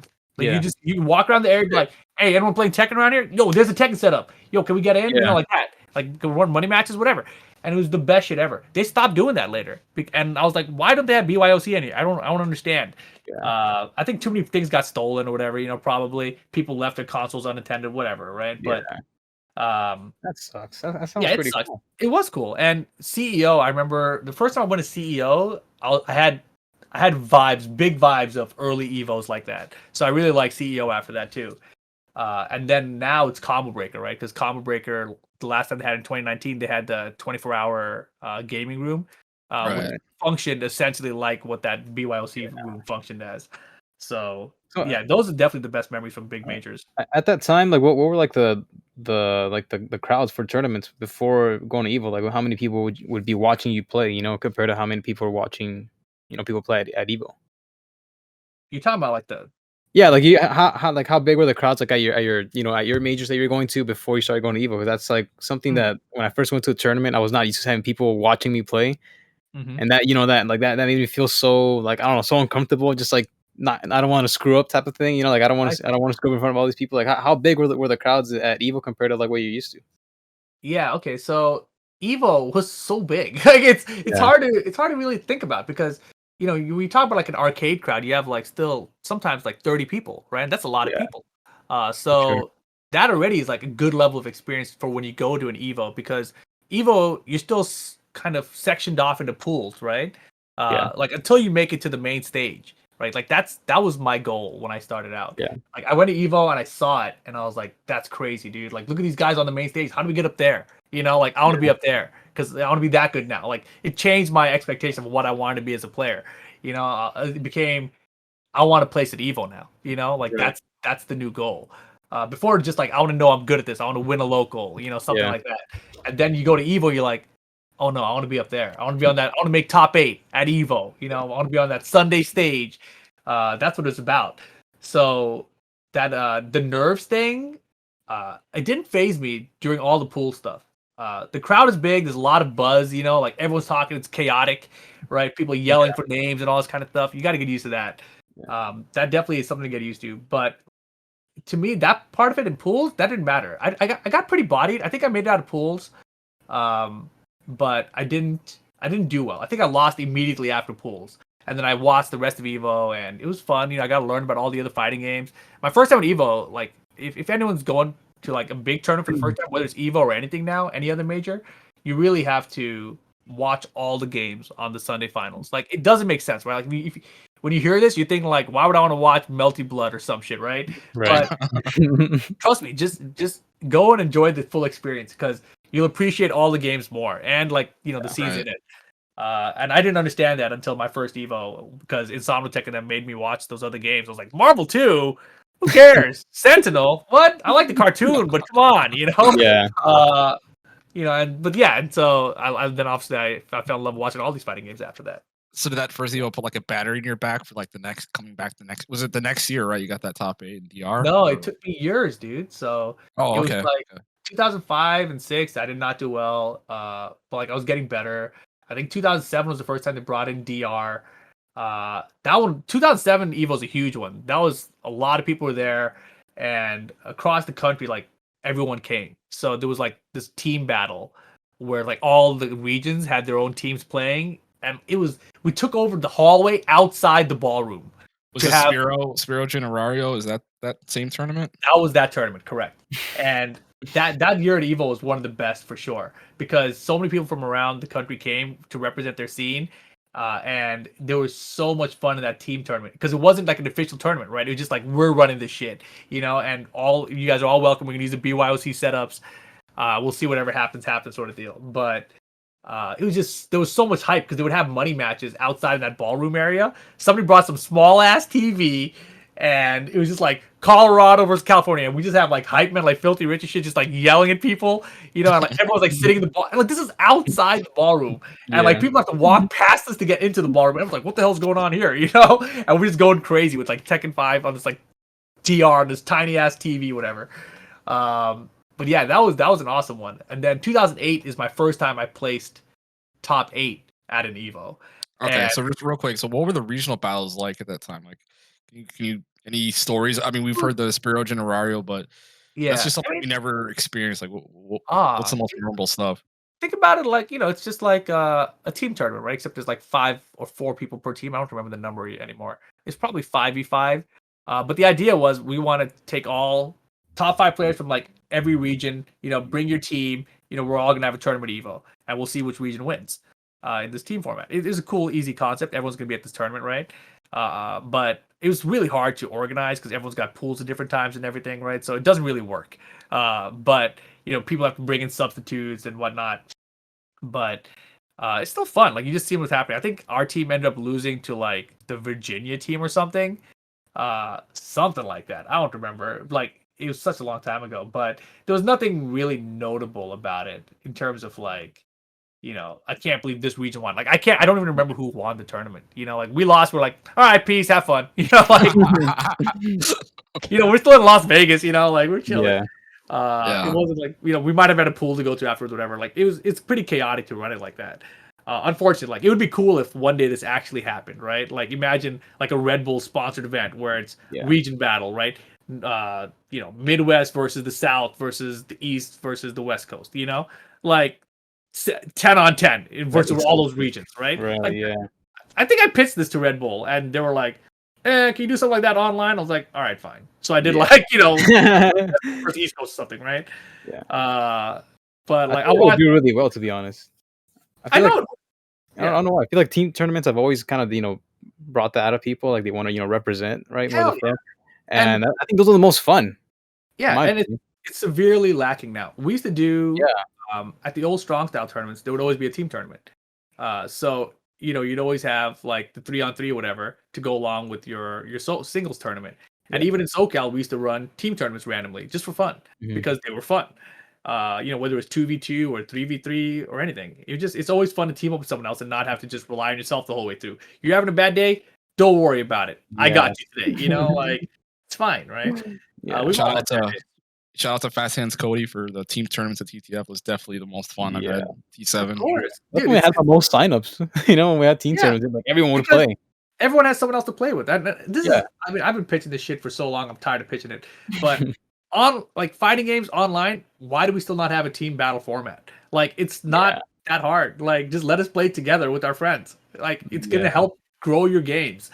Like imagine if us three could be a team online versus 3 other random people to get together online. Like whoever wins, whatever, dude. Like our MMR goes up, like that's pretty cool. Sometimes like there's players that maybe like I struggle really hard against this guy, but somebody on your team can handle them. So like that's the coolest part about it, seeing like those matchups with player to player. But that's true. We don't have too many of them. And personally, like growing up in arcade scenes and everything, a lot of what you learn comes from the people around you, right? So it's like if I'm playing against someone in a team tournament, especially, right, and they hit me with something, my teammates are gonna tell me, "Yo, that's -12," or "Yo, that second hit is high. You can duck that." Like you get to learn from your teammates of that, and it's so much more effective than when you're going like practical. Like, what was that move that guy hit me with? Like right. It's so much easier because it's on the spot, instant from your like whoever's with you, right? And you have motivation to not let other people down, so you try harder because it's not just yourself. Like people let themselves down all the time, but they try hard for other people. It's just humans being humans. But yeah, totally agree that team tournaments and team formats need to be featured more often. Which is why at ICFC we do the team region formats. At the end of the season as an exhibition week. Right. Well, I didn't know that. Oh yeah, we did SoCal versus West Coast versus East Coast. West Coast won. Then we did Midwest versus South. Midwest won. So I think to close out ICFC, I think in 3 weeks we're gonna do probably Midwest versus SoCal. So the 2 teams that won from the regions will play each other now. And how do those work? Do you guys pick out the players, or like can anybody play? How does those things? We choose the players, and we only choose players that have participated in the ICFC seasons. Okay. So like Lil Majin was upset that he wasn't chosen to be on the South team, but like you don't play online even, dude. Why would we put you on that's true. Right. So then after he started entering some ICFCs, so it worked. Nice. Yeah, we got him baited, right? Set up all along. But no, I mean, that's just the world we're in right now, right? Like hopefully we're out of it, but it is what it is for now. So and the whole thing about it is obviously it builds regional pride, and that's something I feel like has been lacking from the scene since like Tekken 6 probably. Yeah, the last major team tournament I can remember was Strong Style 2, and Electric Cancel had a team tournament as well, right? On the second day, I think. It's so funny. Sorry, I got so confused because you said Strong Style 2, but I know exactly what you mean. It was your second Strong Style tournament. Strong Style. I went to like 3 or 4 before that. Yeah, Yeah, I'm in for Tekken 7. Yeah, but I know why you got confused. Yeah, Strong Style 4, whatever it is. I don't know. Yeah, it might have been 5. I don't know. Yeah, but yeah, that team tournament was very fun, right? Yeah, the SoCal scene popping off against the NorCal team when they beat them, Ollie jumping on the chair, like, what is happening over there, dude? It's so cool. Yeah. That was awesome. That tournament was so dope, man. Yeah, for those reasons. So let's just trying to get to the Evo. So did anything happen? So you said there's 2 years, between DR started and you got to that top 8 result. I guess what happened in that? I guess those years, that gap year. I guess before that. I don't think anything happened in particular. I think I never really stopped playing. I was still playing pretty competitively. I started running the tournaments myself because other people weren't running them.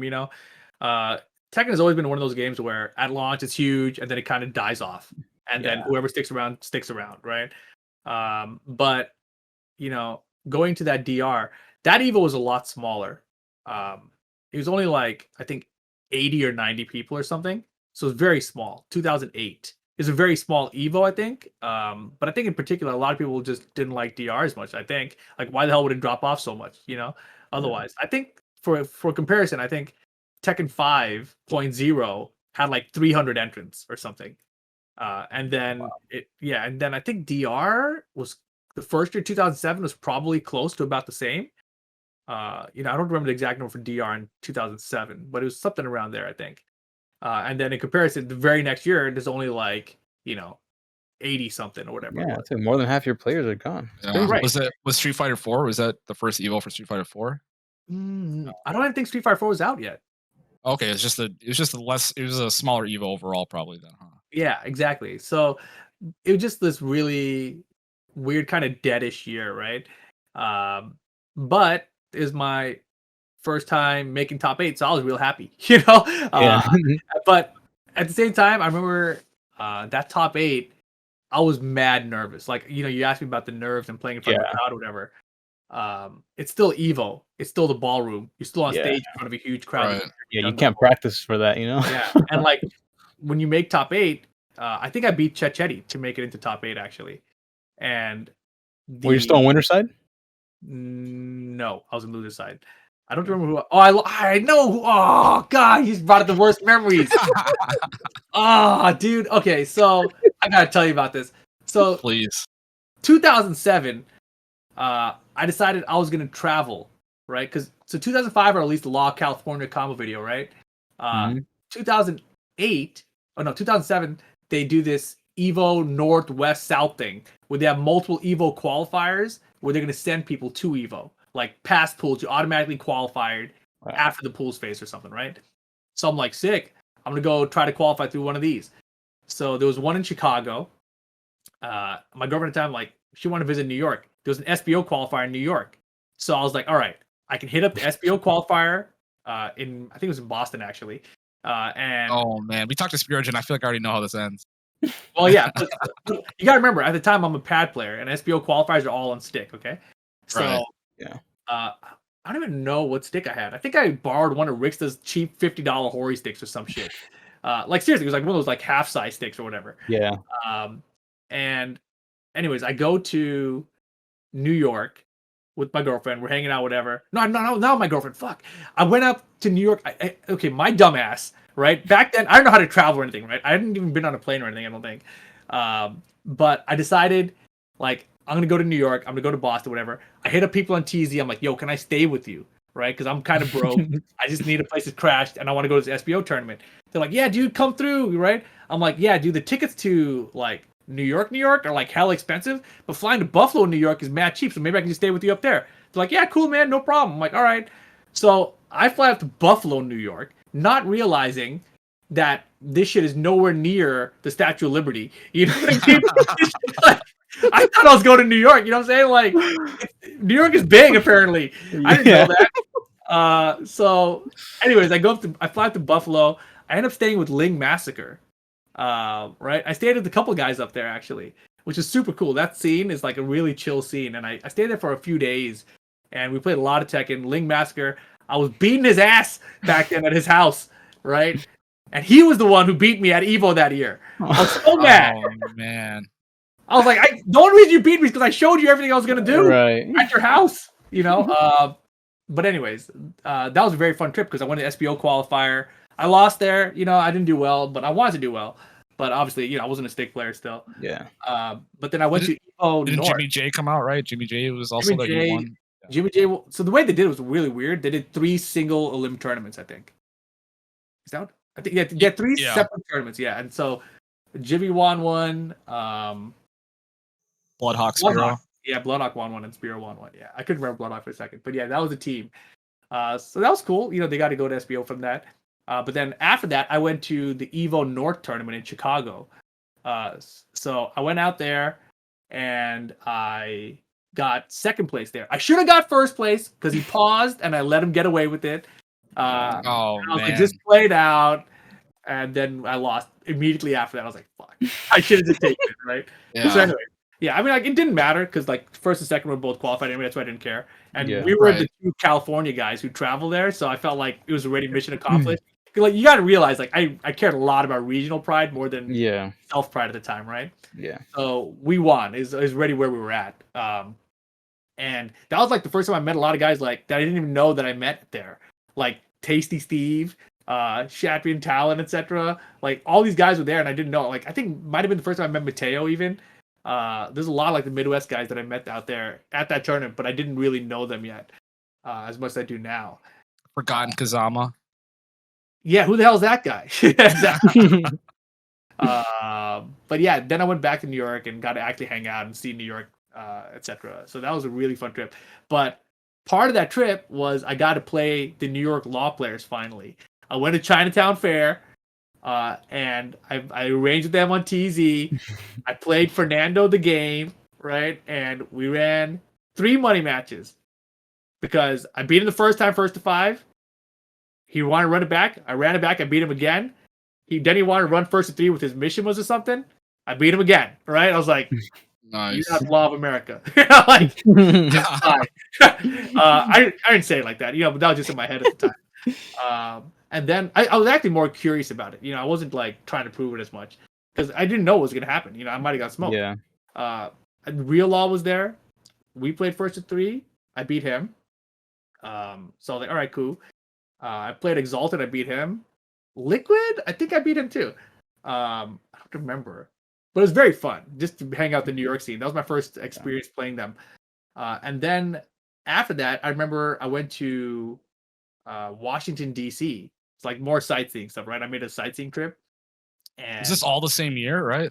This was all the same trip. It's a 2007. Oh wow! So it's like this is like a 3-week span, 2-week span of just. It's like 2 weeks exactly. Yeah, 2 weeks of just going to Boston, upstate New York, Chicago, and Washington D.C. essentially. That sounds super fun.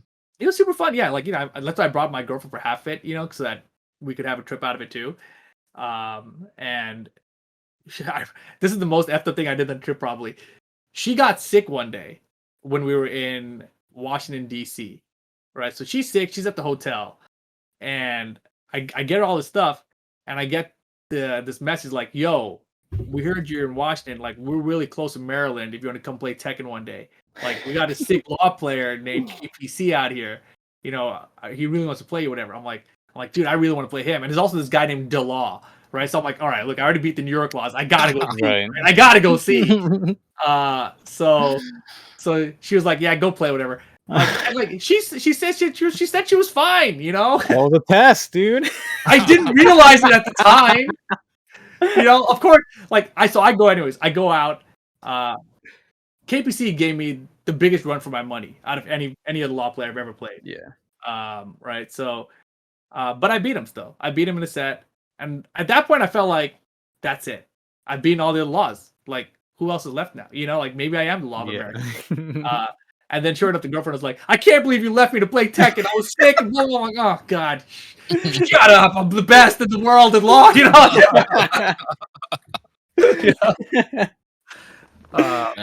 was worth it. It's worth it. Yeah. So that Chicago placement, it got you seating for that Evo, right? Did that help a lot? Yes and no, because on one hand, I didn't have to play through pools or whatever, but that's not true. I did have to play through pools because I lost in pools. I don't know what the hell that did, to be honest. Like, no. That was 2007. That's right. So 2007, it got me out of pools, and then I got smoked. 2008 was the one where Ling Masker beat me in the pool, and I almost didn't make it out of that pool. I fought my way through losers, and then I made top 8. And I was super like jittery. I played Chetchetti to qualify, and that matchup was like one of the worst matches ever. Everyone behind us from SoCal who was watching us play, who had watched us play before, knew that we were both choking like crazy because we both knew this was our moment, Yeah. And it was the ugliest match ever, but I was prettier, like, yeah. Or the least ugly, Yeah, exactly. I was the least ugly. That's the way to put it. And I remember afterwards, they pulled us over. They pulled me over for an interview. You had to do like a pre-match, which is still online somewhere on YouTube. And you can hear me, like my voice is shaking because I'm nervous to be on camera. Like I have jitters. I don't know what to say, and like I think I even talk about how nervous I am about being on the stage. And then sure enough, the next day's top 8. They call you up there. You got to walk up to the stage, and I remember, like, there's a picture of it, but like when I saw the picture, I realized I was feeling real good about walking on that stage. I was walking all smug and confident and shit, but I was nervous, bro. I was super nervous. Yeah, I played terrible. It was against Owen, who was a Filipino King player that was in SoCal for a while, and he always beat me. But on a stage at Evo, he was nervous too. So there was another ugly-ass match where we were both choking like crazy. Just disgusting. But it was, one of the first times where, like, I realized, like, damn, I totally blew that opportunity, Right. Like, this was it. Like, I got on stage at Evo. This was the goal. Mm-hmm. But, I didn't get to do what I knew I could do. I didn't play it all to my potential. Yeah. So I knew I had to do it again. Yeah. I was like, I have to do it again. Then 2009. Well, unless you don't want to go there yet, up to you. No, let's do it, man. Yeah, so 2009 Evo, they have an exhibition tournament for Tekken 6. The game was in arcades for I think 2 years prior to that. So 2 years, maybe 1 year. I don't remember. But we had it so. Did you guys play Tekken 6 at all, or you guys are just focused No, on yeah, VR? we played. No. Okay, we played okay. Tekken 6, yeah, same thing, man. New Tekken game comes out, old one's gone. It doesn't exist. Yeah. But Tekken 6, they didn't have pad ports in the arcade, right? So this was the big deal. So Tekken 6, I'm in the arcades. I'm losing everyone because I have to play on stick again, right? Like, I'm not a stick player. I'm learning, but it's frustrating. And I'm just losing more than I should be. And I don't like the game as much. Law was stupid in Tekken 6.0. He had a 14 frame down forward 2. But that game was stupid. Like, Jack could hit you down 1+2 at the start of the round was over. Like, literally. So kind of took a break from it. But I remember, DR comes out, or BR, sorry, comes out, and I like that one much more. So I'm having fun at this one. I'm still learning stick, right? I'm doing better on stick now. Then they have it at Evo. And, most people don't have access to this game, right? Because it's only a couple places in the country that have access to it. And I remember at Evo, the big deal was it's on pad now. Like, it's on console. So you can play on pad. And because of that, everyone in SoCal, who was like the majority of the tournament, like, they weren't ready for this rip. You know what I mean? They were used to a year and a half or whatever of arcade stick rip in Tekken 6. Yeah. So now rip has a pad again, So, I qualify there. We're in the finals. We're on stage at Evo, whatever. And it's Chetty in the finals, and I beat Chetty, and I win that Evo. And it's like a half win, right? Because it's an exhibition tournament. It's not an official game, right? So etc. But I win. It's on Evo. It's the same stage, right? It's a bigger bar with way more people now than it was the previous. I have to go and do an interview with Filthy Rich and Ski Sonic and shit afterwards on the side on live broadcast and whatever they streamed it on, I guess, back then. Yeah. I don't know why they were commentating otherwise. I remember Markman had a bald head back then. It was weird. Markman had a bald head. But yeah, his hair looked really nice now. Yeah. Oh, dude, and I remember after that, I won that Evo, and I remember a couple months after that, I was talking to Rixta on AOL Instant Messenger, and I was just like, I think I'm done. I think I'm done with Tekken. Like, this is it. Like, parents want me to focus on, like, real world programming and shit. I have already won Evo. Like, what else is there to do? Yeah. Like, this was the goal. I made it to the stage twice now. Second time I won it. Like, that's it. Like, it's not like I was winning $100,000 for winning Evo or something. Like, they gave me like a PSP and some shit. Like, I was like, cool, I got a PSP. But at the time, it was like I didn't see any reason to continue playing. And then literally that night, they announced the Tekken 6 national tournament, and I was like, oh, what the hell is this, right? And I was like, well, whatever, I don't care. Like, I'm already done. I was ready. My mind was made up. And then I read through the rules, and the winner of Evo is already guaranteed a spot to compete in it. So because I won Evo, I was already in that tournament. So I was like, oh, I guess I got to go play again. Was it an invitational? Like how many people? Or I forgot how they brought people into it, but I think there was an LCQ to get in it for like the last spot or something. They held it in San Francisco. They paid my flight and everything to get out there. It was, I felt like a king going there, because I was like invited. They flew me there. I was like, whoa, this is cool. Like it's like one of my first times in San Francisco. It was neat. We were in a boxing ring for the finals. I did not do good at that tournament. That was one of my worst performances ever. But it's the same thing. Like I wasn't really. I felt done already. I wasn't really competing. And I think I played that tournament on stick too. I don't think I played on pad there. Just by choice? I was kind of in that transition period between stick and pad. So I took my Mad Cat stick. I remember the Street Fighter 4 one. Yeah. And I was playing on that. So I definitely did not do good. I should have played on pad. But it is what it is. Catch Eddie ended up winning that one. So that's kind of nice. And that was a way better prize. He got like a Tekken 6 arcade cap, which was worth like 10 grand or something, Oh, holy shit. That was the prize was huge. He won the cabinet plus cash, or he could have got cash with, I forgot. He won a buttload basically for that tournament. Holy crap. It was very, very cool. So what happened over the course of that year for you to, because so at the next Evo you got second, right? Yeah. Okay, so what happened over the course of that year? Okay, so that was 2009, that Evo that I won, right? Right. And then the regional, the national tournament was 2009 as well. 2010, again, I thought I was done, right? MLG comes along and they decide they're gonna have a tour for Tekken, and we're like, what? Yeah, they're like, yeah, we're gonna have a circuit. Yeah. We're gonna have a whole year full of Tekken events, and because you're so good at the game, you're invited. You're one of the 16 invited players to come out to Florida. They're preventing you from quitting pretty much. Yeah. So I was like, sure, right?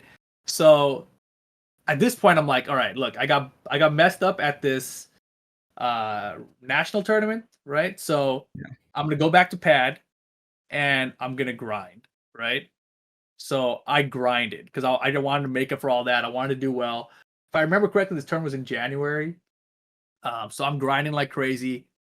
And of course, I did the cooldowns, and I gave myself like kind of carpal tunnel issues in my hands from playing on pad so much. Oh man! So so I busted up my hands pretty bad, and you needed to make top 8 so that they would fly you to the next event. So that was kind of the goal. Like you get top 8, you're basically getting sent to the next event for free. Yeah. Right. I got top 16, so I did not qualify for that.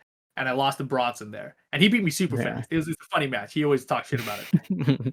But what ended up happening was I got top 16. I was just kind of walking around the outside.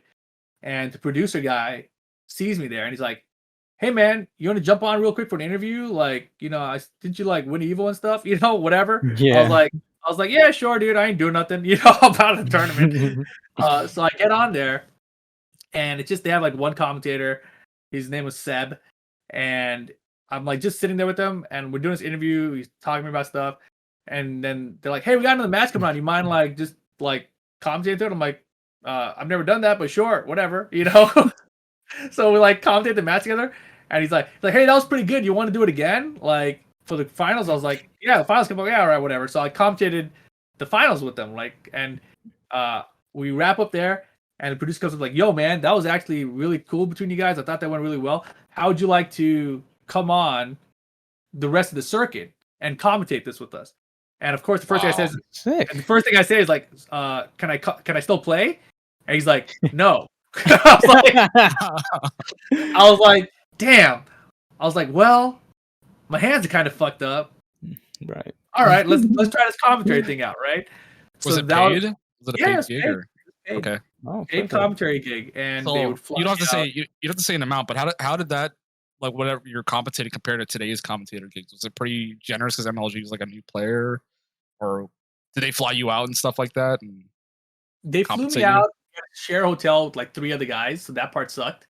But the actual pay was still in line with what people offer me today, which is garbage. Okay. That's not, honestly, like, okay, this is a totally separate topic, but FGC commentary gets shafted so hard right now. It's like ridiculous. Because I've worked a lot of things now, right? Like I've worked PUBG League, I've worked Arena of Valor, etc. I've worked for other bigger agencies that do other games that dabble in fighting games sometimes, and they give us the other games rate. You know what I mean? Yeah. Like commentators at FGC don't get paid nothing. It's pathetic considering that it's basically a little bit more than it was 10 years ago. Like that's insane. Right. But yeah, they took care of us. Other than the hotel room situation, that was a disaster. Like, I swear to God, every time we went to a hotel, my name wasn't on the list, and then I was in the room with 4 other guys. One guy was on the floor. I was like, dude, I don't want to be here. There's so many stories from MLG which I cannot tell on streams anymore. Like it was for sure. Time, but it was very fun time. It was probably one of the best times in competitive Tekken because it was Tekken 6. And Koreans started coming out for it because there's a lot of money on the line. Just Frame James beat Knee, back then. Yeah. Like people are training very hard. Fighting GM used to compete a lot back then. He did very well in those tournaments. Bronson was still competing back then. Poke Chop and the ATL scene used to come around to the MLG events. So there was a lot of hype in the crowd, and so the events were a lot of fun to watch and be a part of. The only downside to all this is that MLG had it on their exclusive MLG.TV platform or whatever, and 99% of that is gone. We've lost all that footage. There's a little bit of it you can find on YouTube, but very, very little. But it was still some of the best stuff ever. I personally just want to see how I commentated. I have no idea what I commented like 11 years ago, and that was like the first time doing it. But yeah, it was great, and that kind of kept me in the loop, right? But because I couldn't enter those tournaments, I would just I would play people in catches and stuff when I could because I obviously wanted to play more, and I get to travel the country to these different places and there's different scenes, and I'm getting experience against all these players in their hotel rooms at night. I would be there in like my stupid button-up shirt and blazer playing casuals with people. Everyone's like in their t-shirt and jeans or whatever, and I felt like a moron, but it gave me a lot of experience. So when Evo came around, I'm still a player that knew a lot about the game. I'm commentating, so I'm watching everybody and I'm studying everybody through the commentary, essentially, right? So I have a lot of player knowledge from across the country, and I'm still decent at the game, and my hands are doing a little bit better. So at 2010 Evo, because my hands were messed up, I played on stick, and I made it to top 8. I don't remember if I was a winner side, loser side. I think I was loser side because I lost to Tokido. I think that's what happened. I lost to Tokido in like top 64 or something, and he had just beaten Kane. So I thought the Kane was going to beat him, and I was like, "Oh, I'm going to lose to Kane." So then he lost to Tokido. I was like, "How the hell did he lose to a Street Fighter guy?" Yeah, I didn't know Tokido played Tekken. Yeah, me neither. This is news to me. Oh, dude, Tokido used to play Soul Calibur and Tekken, and all he would do was pick the cheapest character in the game, and he would just learn all that. Yeah, seriously. And he used to play a lot. Like Bob or Lars or something, or he played Bob, and in Soul Calibur he played Viola, I think. Yeah. But basically, he would always like spam the cheap characters. And side note, Tokido only got super good at Street Fighter V when he dropped all the other games, right? Like he chose to focus, and that's when he became like a top dog because he had to, right? But he's always been good at everything. Like if Tokido picked up Tekken 7 with Akuma back when this game launched Evo, we would have been dead. Like I mean, Bunko did that, right? He was fucking people up with Akuma. Tokido would have won that tournament. That's what I'm telling you. Like Bunko did what he did without playing Tekken, right? Yeah. Tokido would have destroyed us. Like the Tekken scene got very lucky, or maybe we got unlucky. Maybe Akuma survived so long because we didn't have Tokido bodying us so bad. Yeah, because you can tell when Punko was playing, like you can tell he doesn't really know Tekken, but he just plays Akuma. He can get by with it. So if he actually knew Tekken and played Akuma, it would have been a different story for sure. Tokido with it would have destroyed us. Like he would have won that Evo. He would have made that character get nerfed into the ground eventually. He would have been unstoppable. But anyways, that Evo, I played on stick until I made top 8, and then I couldn't believe I made top 8. I was like, God damn, I made top 8. I don't remember who I beat to get in top 8 of that tournament. I wish I remembered. But I remember afterwards we were playing money match in rooms or whatever, and I wasn't carrying around my stick. I felt that was like a stupid thing to do when you just walk around the hotel. Yeah. So I was in a room and somebody's like, "Hey, want a money match?" I was like, "Can I borrow someone's pad?" So I borrowed Mateo's pad, and I loved it. I was like, "Holy crap! I haven't played in a pad this good." Like my slides were coming out like butter on that thing. I was like, "Dude, this is amazing." So I was like, "Yo, can I borrow this for top 8 tomorrow?" And so he lets me borrow his pad, and it was hilarious because that pad, all the cables were like exposed at the top of it, apart. But like I was like, all right, as long as it works, bro. So I take that thing, and I think my first match was Tokido, and I was so ready to beat his ass because he had beaten me in semi-losers. Yeah. And I think he probably came to the match kind of confident because he already had beaten me, But I almost triple perfected him in a game. Oh like, man, it was awesome. But yeah, I didn't sleep much before that top 8. My sleep was all over the place because we were like hanging out from Vegas, whatever. But that top 8 was sick. That's the one where I beat Jimmy J. I beat Crow. So beating Crow was big there too because Crow was like a former Evo champion, right? And back to back for 2005 and 6. So yeah, beating Crow with that one, I felt real good about that. That tournament was Nin was there, which is a problem. Yeah. That Nin guy's pretty good. And that week before that, he was in SoCal. So we had played like a first to 10, and he beat me 10-0. So when I beat Jimmy J to get into that grand finals with Nin, and I already knew I was gonna lose. Like there's no way I was gonna beat him 6 games, Like if I was a winner side and I had to beat him 3 games, I might have had some kind of hope. Yeah. But thinking like, how am I gonna beat this guy 6 games? He beat me 10-0 last week. It's impossible. So yeah, like when I sat down, he was already laughing because he already knew he won the tournament. Oh my god, are you serious? I mean, like I knew I lost. I mean, we were just like, well, let's play and see what the hell happens, like because you never know what's gonna happen. Like he wasn't gonna let me win. I was gonna let him win. I tried, but you can tell when you watch it back that I'm not trying. Like I'm desperate right from the get go. Yeah. Like I don't try to play the set and like really force it out. Yeah.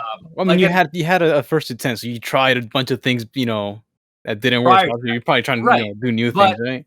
At the same time, with my experience level now, right, approaching that same matchup, like if I had to play that same matchup today, right, I would turtle like crazy and force him to make mistakes. For sure. Like that would be a totally different game plan. I've seen that match like 100 times because that's who got me into playing Steve was Nin. So I've seen that a bunch of times, and for sure, the way you play versus Steve now versus how I saw you play back then, like it's nowhere near the same. Like you totally played very differently back then versus now. And I know what I'm doing against character. Like I've always known that matchup pretty well, and it wasn't even specifically I didn't really know the matchup. I was just so desperate in that matchup that I didn't really play. I was just there to like get it over with. Like if I extended it, just would have made it look worse probably. And then on top of that, Nin's also like really good as a player, right? Like take away Steve, like as a player, like he was pretty damn good back then too. He's ridiculous, dude. Yeah. Like people don't understand because he transitioned to a commentator right then too. Yeah. So it was kind of funny because he was a commentator for Tekken Crash and I was a commentator for MLG and we were the grand finalists of Evo.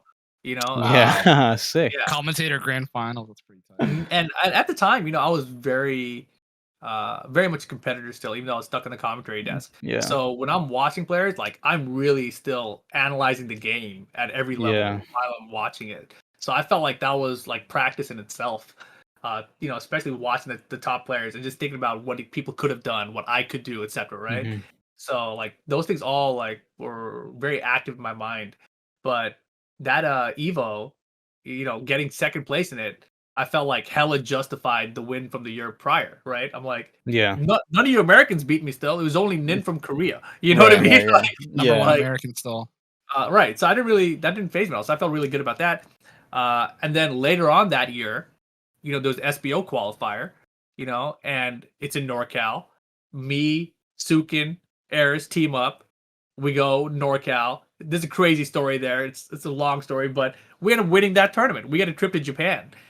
So like my whole year was trying to leave Tekken, and instead I just get pulled into MLG, get pulled into commentary, get second place at Evo, go to SBO. I got invited to France that year too. I went to France for the first time because of how good I was doing everything. That's probably your best year of Tekken, right? Just all the experience. 2010 probably, yeah. Because we got to SBO. I got second at Evo. I went to France. France, I got 4th place too. I lost to Sunchip twice, I think. Again, only a Korean. You know what I mean? Like I was really on top of my game in 2010. And then I don't remember. I think 2011 January, I was in Tekken Crash in Korea, which was very cool too. That was another amazing experience. That's like the show they have for TV, right? Yeah. So that one's on TV in Korea. But I got to spend the week in Green Arcade out there with Anakin and Fab. What was that like? What was it Dude, like in Korea? It's the best. Actually, okay, so little rewind, right? 2008 was my first time. No, 2008 or 9 was my first time in Japan. We went for SBO just to see what it was like, me and Sukin. We picked up a random third person. We entered the qualifiers. We got our ass kicked, right? Right. But then 2010, we actually qualified, went back to Japan. That was tight. But getting that arcade experience was so, like, mind-blowing because you got to see, like, dude, all these players are so good, right? But it bothered me because I can't play my best because it's on arcade cabinets and I'm still a pad player at the time. Fast forward 2011, right? Now I've qualified for Evo Top 8 on stick, so I'm better at stick now, right? Not perfect still, but still better. And Tekken Crash, they were bringing us and they were allowing us to use pads, so I could play on pads. And at Green Arcade, they put in pad ports just for us too. So that's better than SBO because SBO didn't do that, right? Exactly. So we go to Green Arcade, and the level of competition was clearly stronger in Korea than Japan. That was the first immediate thing because everyone there is ridiculous. And it was just like, what the hell? How could everyone here be so good? Like, I should be able to beat somebody. Like, where are the randoms, Like, this is bullshit. You're getting your ass kicked by everybody. Nin, he had like a stack of cards with ranks, right? He's like, you're probably around this rank, right? He picks some random rank out in the middle, right? He's like, here, use this card to play law on it. I'm like, all right, cool, whatever, right? So I go and I get demoted like 3 times. He just comes back, he's like laughing at me, like, what are you doing, I was like, damn, dude, man, why'd you give me such a high rank, dude? And this is after Nin beat me at Evo, right? So like we have like little like friendship, camaraderie, whatever. And then they show us the Tekken Crash brackets, and I got to play Narakov, the Marduk player. I'm like, Marduk, that's like my worst character at the time. Right? I'm like, dude, any character. This was the same character I lost SBO to, by the way, when I went to the qualifier. I lost to Bad Mojo Gogo's Marduk, which is why I lost there. But he's like, all right, I'll give you training. He tells me it's like an hour before Green's closing, before the day of the Tekken Crash. So he plays me a couple games of Marduk, and he's like, oh yeah, good luck. You'll need it. Like, yeah. I'm so terrible. I'm falling for every tech cat. I know nothing. It's just terrible. We didn't really have very many Marduk players out here. Dude, to be fair, everyone seems to hate that matchup, like even to this day. Marduk now is worse than before. I eventually learned to deal with the character until Tekken 7. Yeah. And actually, my anti-Marduk now is pretty good, I would say. But Marduk, the character, is still so dumb now. Yeah. But, back then, like, I didn't even know how to deal with them at a basic level. So yeah, I learned how to deal with them eventually. But it wasn't then. It wasn't then. But Green Arcade was amazing. I remember there was a day, like, we had a hotel thing, literally walking distance from Green Arcade. So we would just wake up in the afternoon, right? Because we'd play all night long. Yeah. And just walk to the arcade after we got some food, and we'd play there. And then the kids would get out of school at like 2 or 3 p.m. and would come over, like the 13 and 14-year-olds, and beat our ass. Really? Man, what? Me, Anakin, and Fab. I'm telling you. Damn. Like we can beat some of them, but yeah, some of those kids, bro, let me tell you. Oh. It was like that, dude. I mean, because think about it, if you're a kid, right, and you're like 13, you've got like reactions, and you're going to Green Arcade to play, like, how could you not be good? Like, makes sense. It's impossible. Yeah. It's like being born in the fire or something. Yeah, dude. It's insane. We got smoked, man. So sick. Yeah, so Green Arcade, I mean, legendary, dude. Legendary spot. And, the mom there, the Green Arcade mom, that's what everyone call her. Like, late at night, she would come and give you coffee and stuff. Like, I'm talking about post midnight, because she used to, like, sleep in that little room back there.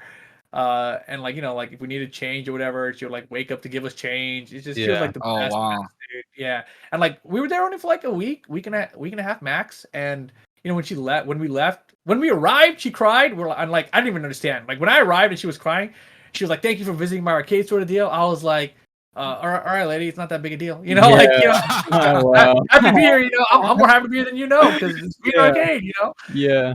But then when we left, she cried. That's when I wanted to cry. I was like, damn, I don't want to leave either, man. Fuck. Yeah. You took care of us so good, I was like, dude. Yeah. Yeah, it's just like that name, Green Arcade Mom. Like it's actually super fitting because she actually takes care of all the players. You know, Yeah, like it's pretty ridiculous. it's Yeah, amazing, dude. pretty wild. Yeah, that arcade is legendary for Tekken, and that's why Korea was so damn good, man. You can't have 20 arcade cabinets like that and put all the best players together in it and not have something like that happen. It's just Yeah.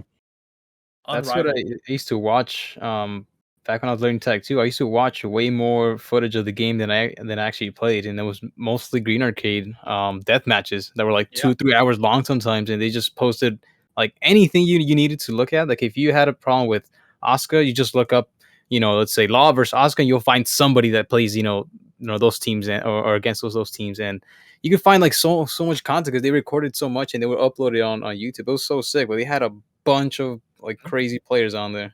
Yeah, this guy LD Maxi used to live out there, and he has this monopod. It's like just like this long stick basically for a camera, Yeah. and he would go film the matches and upload to YouTube. And at some point, he asked me and Eris to commentate them. So he would upload the footage to us on a like unlisted YouTube channel, right?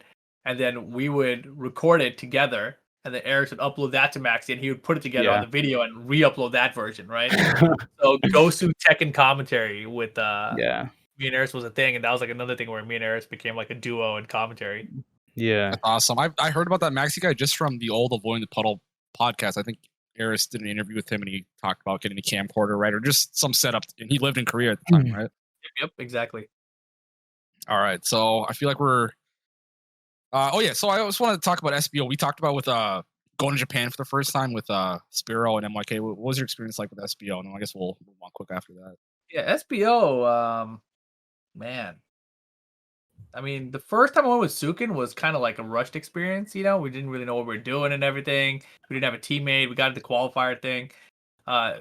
Japan, the first time you go to it, it's much better now. But when we went there before, English was very hard to use.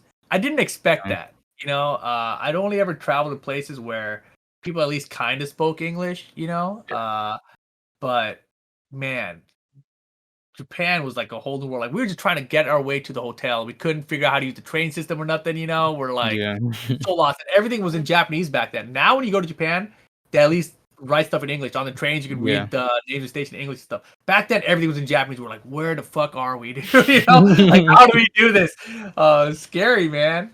But yeah, like the good thing about arcades back then in Japan was that they still existed. You know, you had Joybox Arcade, which is a legendary spot out there. It's kind of like their Green Arcade, which is like just filled with smoke. You're like walking down to this den, like filled with cigarette smoke. Everyone's smoking indoors. Your eyes are literally burning from the smoke.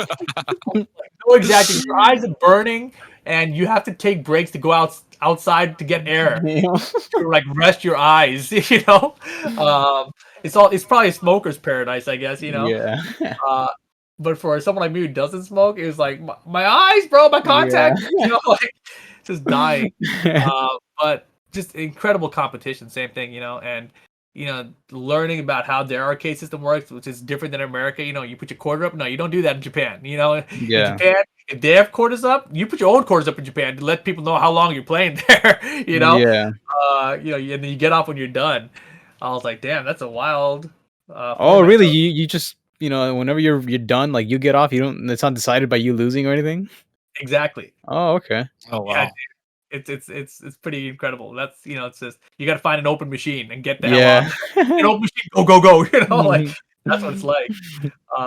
So that part of it, the Japan arcade experience is amazing, right? And going like when you go to like a place like Akihabara where there's just like all these Club Sega arcades around, and you just walk arcade to arcade, and everyone's playing all these different games. Plus, there's all the crane games around. It's just a cool vibe and atmosphere. It's very different than the American arcade experience was. Sounds really fun. Yeah, super fun, dude. And then on top of that, SBO. I'll tell you about like the one when I went with Eris and Sukin. That's the one we qualified for. That one is a weird one because it was merged with TGS. So it was SBO and TGS together, Tokyo Game Show, which is like their E3. So there's all these booths and shit, and SBO is kind of like a sideshow there, But it was also a place where they first showed off Tekken Tag 2, and we're like, "What is this? They're tagging! What's happening?" And we're like losing our minds in the crowd there, which is cool. But yeah, overall, SBO it's still a fun experience. You know, it's just that the format is so hard and it's very chaotic. You know, like when I was talking about pools and Evo your first time, it's that kind of a vibe, even if you're a seasoned veteran, you know, because now you're in a place where no one's speaking English and it's chaotic. You know, you're like, oh God, like now what the hell do we do? Like, do they call us? Like, what did he say? Did he say like Alice? Is that Eris? I think that's I think that's Eris. No, I think that's us, you know? Like, yeah, Alice team. Yeah, it's us. That's us. We're up. So yeah, like our team name was Team Handsome plus Sukin, but they weren't gonna say that. You know? Yeah, you should have put a couple of letters in there. That's it. Yeah. But overall, it's still a fun experience. We got smoked. We lost to a Jin player who was just ridiculous with parry. I remember Eris did Dragunov running 2, and every time he did it, this guy would parry can. And I was like, I'm just thinking in my head, like, don't do run 2, don't do run 2. He's gonna know. He's gonna parry it. And then eventually Eris does run 2, gets parried, and I was like, damn it. And then I gotta go up and play this Jin player. I do back 3 with Law. Parry can. I'm like, this mother, you know, like, yeah, he's good. Like, we weren't ready for that level of Jin parries, you know. Yeah, I think he parried with that on unblockable shoulder. He parried can. Yeah, like I just got killed by parry can. Yeah. Was that like first round? You guys were out, or? Mm-hmm. Okay. SBO tradition, man. Yeah, gotta hold up the USO SBO tradition, dude. That's what happens. It's a single elimination format. It's so hard to do well in that kind of tight format.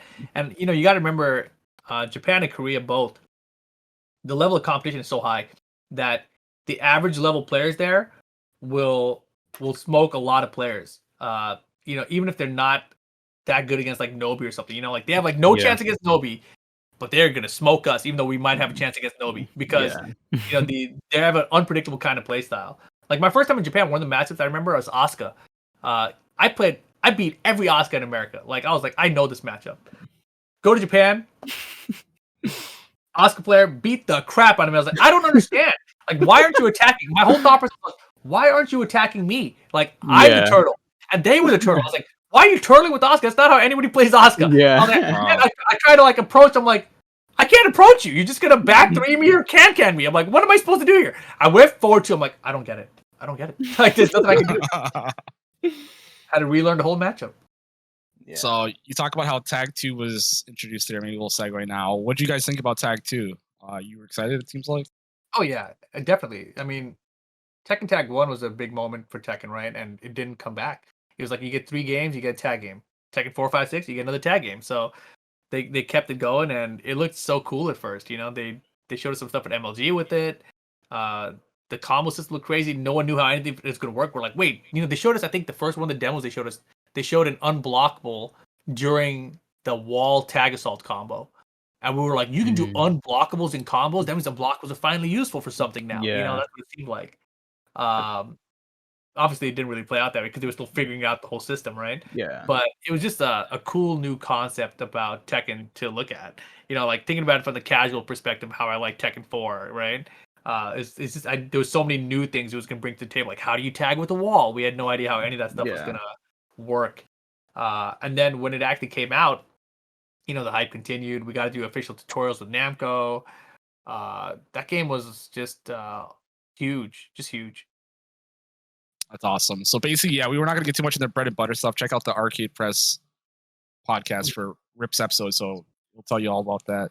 But just real quick, what? I know you did it because there's a lack of tutorials out there, but what drives you to kind of get other people better, other than, you know, just the opportunity, because there's a lack of other ones?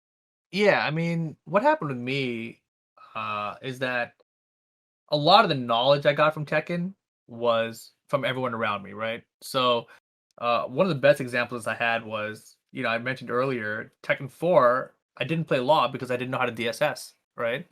It was, if you looked online, it was on Tekken Zaibatsu even, DSS was back forward. And I was like, all right, cool.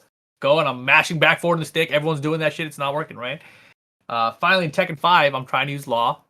When it first came out, I'm trying to use Law, 20 people in the arcade, whatever, Camelot. I'm mashing back forward. Cynic comes up to me, and he says, hey, man, you know, for DSS, you just have to do back, forward, forward. And I'm like, no, it's back, forward, back, forward. He's like, no, it's just back, forward, forward. I'm like, you're wrong. That's what it says everywhere, Yeah. And he's like, well, try it. I was like, okay. So I tried. I was like, what the hell? I like it blew my mind because people were saying stuff like, if you're DSSing off a punch, then it's back, forward, forward. If it's off a kick, it's back, forward. So you should always do back, forward. And it was everyone is wrong, And the game doesn't tell you, which is the craziest part. How did it not tell you the move list? So anyways, because of those sort of things, or like getting him off the ground, like there's still stuff I've heard about that I don't even know if it's true. People say that if you mash 2 while holding up, while getting up, you get up faster. And like, I don't even know if that's true or not. But that's something I'd heard in like Tekken 4 or 5.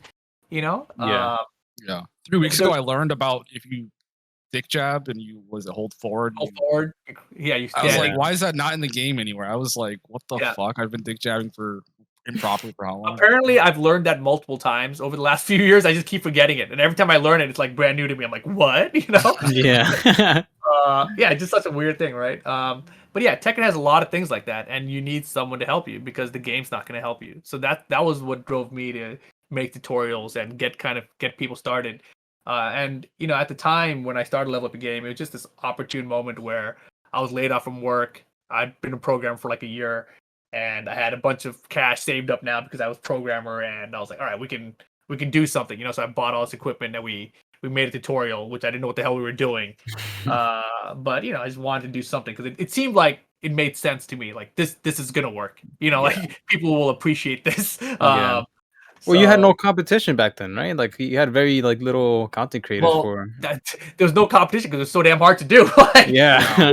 It was so expensive to do anything like what we were trying to do, and it was such a grand idea at the time, like ridiculous. Yeah. Like, I can't even like in today's terms, like an equivalent idea. I don't even have one. It was so big. Right. Like, why would you buy cameras to put out YouTube videos in 2008? I was like, what? Like you're gonna buy 2 HD 1080p 60 frame per second cameras for what now? To record your face and capture equipment? You're insane. Like that's gonna cost you $1,000. But yeah, we can make a tutorial on YouTube. Yeah. Like, what do you mean? I'm like, that makes no sense to anybody. Right? And at the time, I tried reaching out to Namco, like, yo, I got this crazy idea. Like, you guys should help me make this happen. They're like, sorry, man, but if you want to do it, we'll give you t-shirts or something. We're like, all right, t-shirts, hand them over. Hand them over. That's basically what happened. And then once we were done with the episode and they saw it, they tried to get it on PlayStation Network because they wanted to put out them as like official tutorial videos. But the videos were so long that the hosting cost for them to put it on PSN video service was going to be too expensive. So after they made me subtitle the whole damn thing, they said they couldn't do it. Oh my god! You had after all that, and I was doing it for free. They weren't even paying me to put the subtitles on. And you had like some 3-hour long or 2-hour long episodes, right? Some of them were pretty damn long, weren't they? Yeah, but I just wanted to put up the basics, Oh, okay, yeah.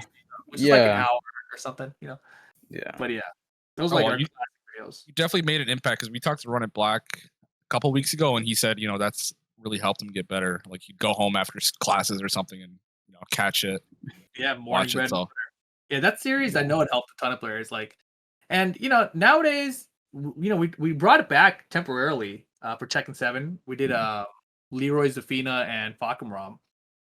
And it just seemed like people didn't want it anymore. So we stopped doing them again. Like if people wanted it, we would have totally done more of them again.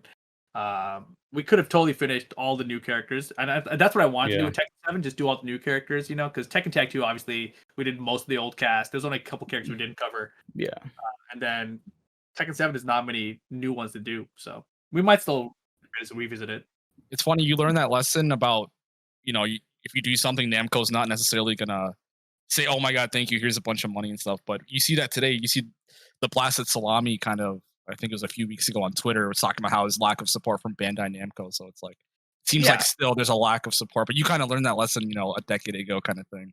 And I told the Blasted Salami that when I met him a couple years ago. I told him where that road goes. It is what it is. it's the big problem with that is when games get released, they have a marketing budget, right? And that marketing budget is where they can fund things like a tutorial, right? So if it doesn't happen at the launch of the game, it's not going to happen halfway through the game when they're not selling the game anymore. You know, like what are they? They're advertising something else. The marketing budget's allocated elsewhere. Yeah, a lot of red tape, a lot of people in suits kind of working like behind the scenes, and and obviously Tekken 7 is very different now, so there's more potential for it because they sell DLC now that didn't exist in the past. So there is an opportunity for it, but it's still a much smaller opportunity than when they release a whole new game.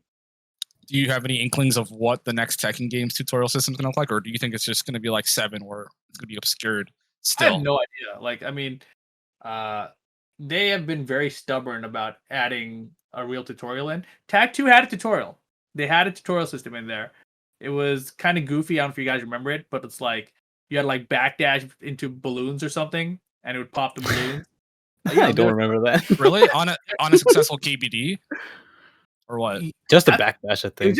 It was just a backdash, but the thing is you had to do it within a certain amount of time. So it would kind of force you to learn how to cancel a backdash into itself, right? Because you got to remember, a Korean backdash, it's a notation that was built out of like breaking the game system, right? Yeah.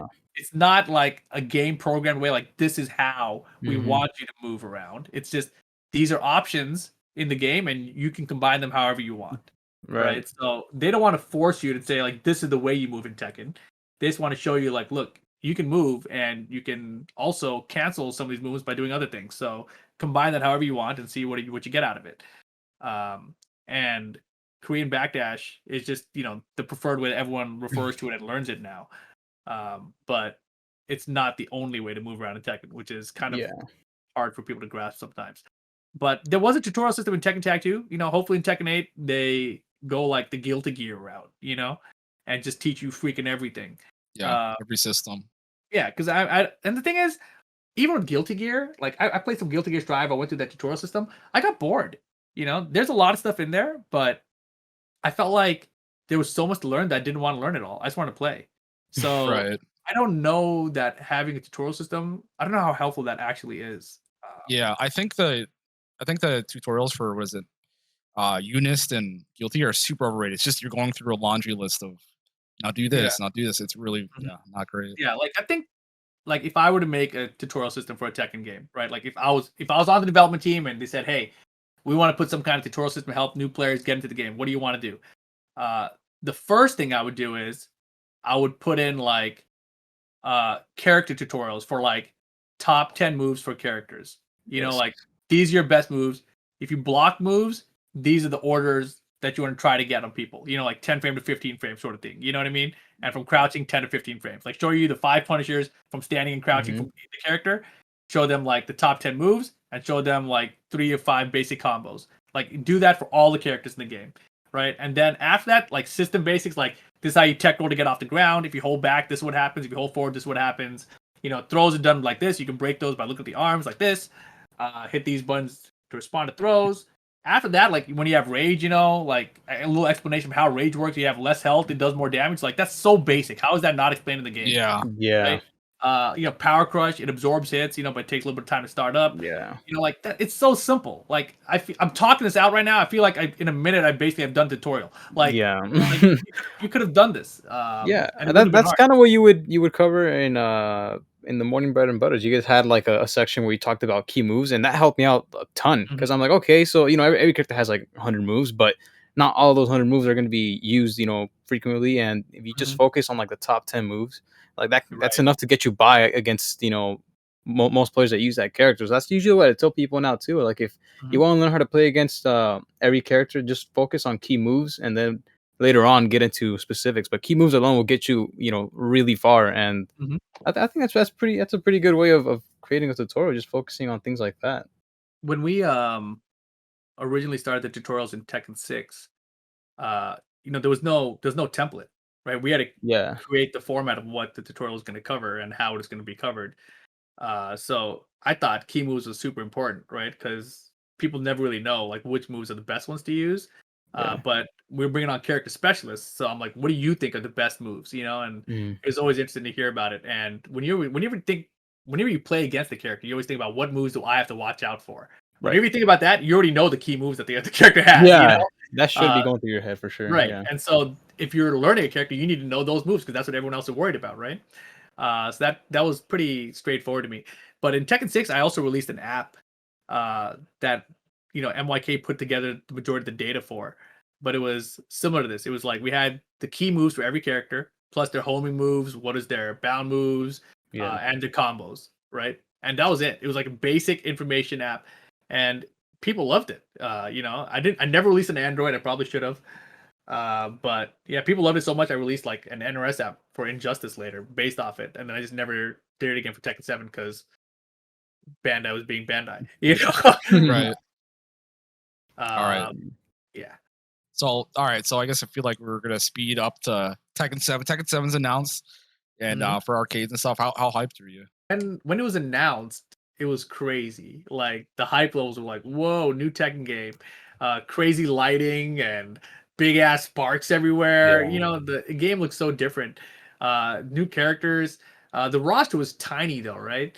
So we were excited to see a new Tekken, but they brought around so many changes, and I think that was the most important part, right? Like a lot of people were sad that Tag was gone, but someone who's played Tekken forever, like you expect Tag to be gone. Tag is not a game. That's why there's only 2 of those and there's 6 of the other ones. So that part wasn't a surprise to most people, I feel like, who had been around for the series. But Tekken 7, the new stuff they're bringing with the supers, right? That's what we all called them when we first saw them. We were like, wow, they finally did it. And, leading up to it, we had been doing podcasts with Aries for a while, right? ATP podcast. And in those podcasts, we had talked about like Tekken needs like stuff like supers. It doesn't necessarily need meter, but it has nothing that really hooks the audience's eyes, right? Showcasing slow-mo at this time as well with the supers or the rage. Right? So the slow-mos, when they showed that too, like we had no idea how that worked or anything, right? But the idea of it was so good because in Tekken, prior to this, right, you would get rounds where you'd win with like a pixel and the announcer would say great, right? And that's how you knew it was a damn close round, essentially. You're like, damn, that was great. Good stuff, bro. But like to instead of having the announcer say great, to put that into a slow-mo, like that's a genius idea. So badass. So like spectator-wise, the game just looked way flashier, like straight out the game. Like we knew that much, at least. Graphically, I think people are like, it's not that much better than Tag 2, whatever. This is supposed to be the PS4 version, right? Like we come from PS3 Tag 2, but Tag 2 was pretty good on PS3. So moving to Tekken 7 didn't feel like much of an upgrade, but there was an upgrade. And it was an Unreal Engine, so everyone was like curious about, is it gonna play weird, but it played fine. I don't think anyone's complained about how it felt in comparison to other Tekkens, in terms of like your inputs. But obviously there's like, I think a lot of people still complain about 1 + 2 inputs or something, like you don't get both buttons and stuff. So there's still some weirdness that's in there, but I think overall they did a really good job switching engines. Every time I don't break a Shining Wizard, I say that. Yep. But yeah, basically I think, Tekken 7, the initial hype was pretty high. We were pretty excited to see what it was going to turn into.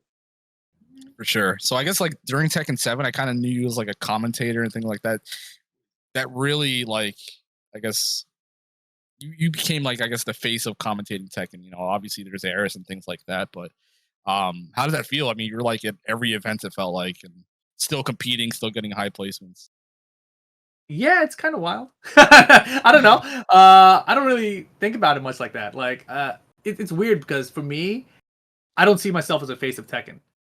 I don't know if that's odd to you guys. I mean, just for the stream monsters, when we're watching on the stream rips there, it's like, okay, this is gonna be fun, kind of thing. I mean, yeah, that's cool to hear. Like, I think I'm so much of a competitor myself still that I like competing more. But what ended up happening was at some point they stopped allowing me to do both at the same time. Like I used to go to events and enter the events, right? And then if I made top 8, then they would have a substitute fill in because they would always have like 3 people or 4 people for commentary, I think. And then at some point they cut it down to 3 people for commentary, and I had to stop competing. And because in case I made top 8 and the other guy did or something, so it just got weird and too risky essentially for the production. So I was like, all right, fine, I'll stop entering. But because of that, I've always been in this kind of weird limbo now where I'm like not a fully committed player, but then I get pissed off when I lose. So then it makes me want to commit harder. But yeah, I mean, the commentary life is very fun. The last couple of years, prior to pandemic, when we got to travel the world competing or commentating, that was like the best time ever. Like I've done a lot of stuff for commentary, like on TV, even like with like cable with E League and everything. Yeah. But traveling the world was still the best experience. Like I've been to Australia and to commentate. I've been to Japan to commentate. It's just wild. Like why the hell would I be in these places otherwise? Why would I be in Australia or Thailand or Amsterdam even? Yeah. So So you don't have that desire anymore to like be like a top player anymore? No. You kind of just play casually? I don't think people really understand that because I'm still like good enough.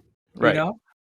Like if you see me at ICFC placings, I'm placing within the top 16 most times still. Yeah. Which is not great for me, but it's great for me. You know what I mean? Yeah. Like it's like I'm not training that hard. If I only really play now on Mondays and Wednesdays. Wednesdays being the tournament itself, and on Mondays I play with my stream. Occasionally like if I play 3 or 4 times a week, then people need to start watching out. It's not even that much more. I just don't have the drive to do it. Yeah. The only thing that really drives me is when I lose to someone and I haven't ever beaten them before. Then I want to beat them. Like that's the only thing that motivates me now. And it's only until I beat them once, and then I'm like, okay, I knew I could do it. And then I'm back to not caring if I lose to them again.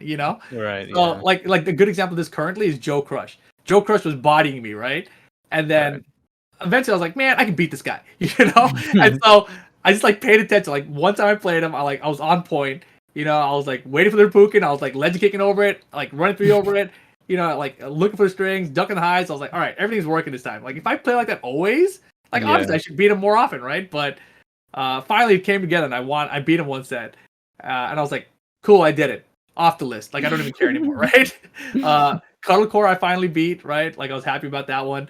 The only person left on my list right now is Joey Fury. Yeah, that's it. Me too, dude. I've had that. I had that. Like that list of players. I had that list of players that I know. I just got whatever. I don't want to talk about it right now. But you had the potential, man.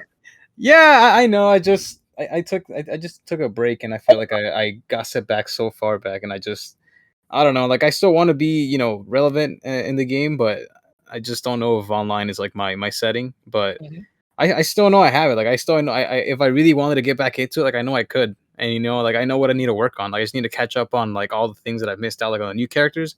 Like I don't even have Lydia yet. Like those kind of things. Thankfully nobody plays her. I don't know why, but I know that I still have that drive. I just haven't like really, like touched it too much. I just kind of play the San Diego online tournaments, and that's pretty much it. But like I see all these players online, I'm like, I know I can beat like the majority of these guys. Like I do think that way, but I just haven't been like really trying to grind out so much. I think that's all it is. But I don't know. I want to. Let me hijack this podcast for a moment. Go ahead. I want to ask you, Please. what do you think your potential is like if you actually tried? I think honestly, I think I could definitely be like a top 8 placer, like at majors, in my opinion. If I really put in the effort, I really feel like I could be at that level. I think you could be like a top 3. I don't even think it's top 8. I think you're an easy top 8. There's the way the cycle usually works, right? Like I'm talking about like going back to like Tekken 5 and seeing how each game the players come in and how they move up, and then the next game comes out, etc. Right? And see where the players end up if they keep playing or not keep playing. It's always the players that keep playing that move up. Yeah. So the players that take breaks, they always fall apart a little bit at least, right? But if you come back and you keep playing, you still maintain at least something, right? Yeah. But if you take off like an entire game, you're dead. Yeah, Like, that's something. I don't think I'll do that. I don't think I'll take up an entire game, but I took off a whole season, which was season 3, because I just got too mad at Leroy. And once I came back, I was like, "Fuck, I should have not." You feel way behind now, right? And yeah. Like I took off a couple months, but it wasn't even because of Leroy. I just happened to at the same time, right? Yeah. But when I came back and I started realizing Leroy, I was like, "What the hell?" So I understand. And then Fakman was kind of the same thing, right? But I still kept playing, the whole time. Yeah. And it just kept me in it. And I was like, there's not that many people that play those characters still. Yeah. and I think Leroy is actually fair now. Fakam is actually pretty decent. I think Fakam is probably a little bit more broken than Leroy to me. And then I think Lydia right now is underrated as fuck. But yeah, basically the way the sequence of players generation is, player comes out in the game, they're okay, they're learning, they're placing in tournaments, not placing in tournaments, but like they're starting to show potential in tournaments in this game, right? And then like maybe they'll get a couple of high placers, but they're not like a dominant force, right? But like they've shown like they can be if they try. Then there's like that gap period between the next game comes out, and then if they just keep playing during that gap period, when everyone else kind of stops, when the next game comes out, if they're early on that game and they go hard at the beginning of that game, they start bodying people super hard, and they become like a top really quick. And it's like you skip the part where it's like oh yeah, you know, I'm like a top 8er. No, you're just a top guy. And so you had that potential. When I remember, I'm talking about like back in offline WNF days. You know? For sure. Like, or you got lucky and you beat me at Electric Castle in that team. I did not get lucky, dude. I beat you with my Josie, man. And that's why you got lucky. Because I look, I lost to Josie like 3 weeks ago. I still haven't really learned that character, right? Yeah, it's just pretty simple. You'll pick her up easily. There's just a lot of Tekken characters that I just don't care for anymore. Like I'm not that much of a competitor, you know? Like it's I don't care that much to win anymore. Yeah. But you know, specifically about you, I think that you have the potential. It's just a matter of whether you want it or not. And you know, you don't have to take it. It's just a lot of players. I've seen a lot of players who had. Okay, I'll tell you a good example of a top player who has a lot of potential that never really wanted to take their potential. Ricksta. Ricksta, 100%. He's During always what time? During what time? Like even now, it doesn't matter.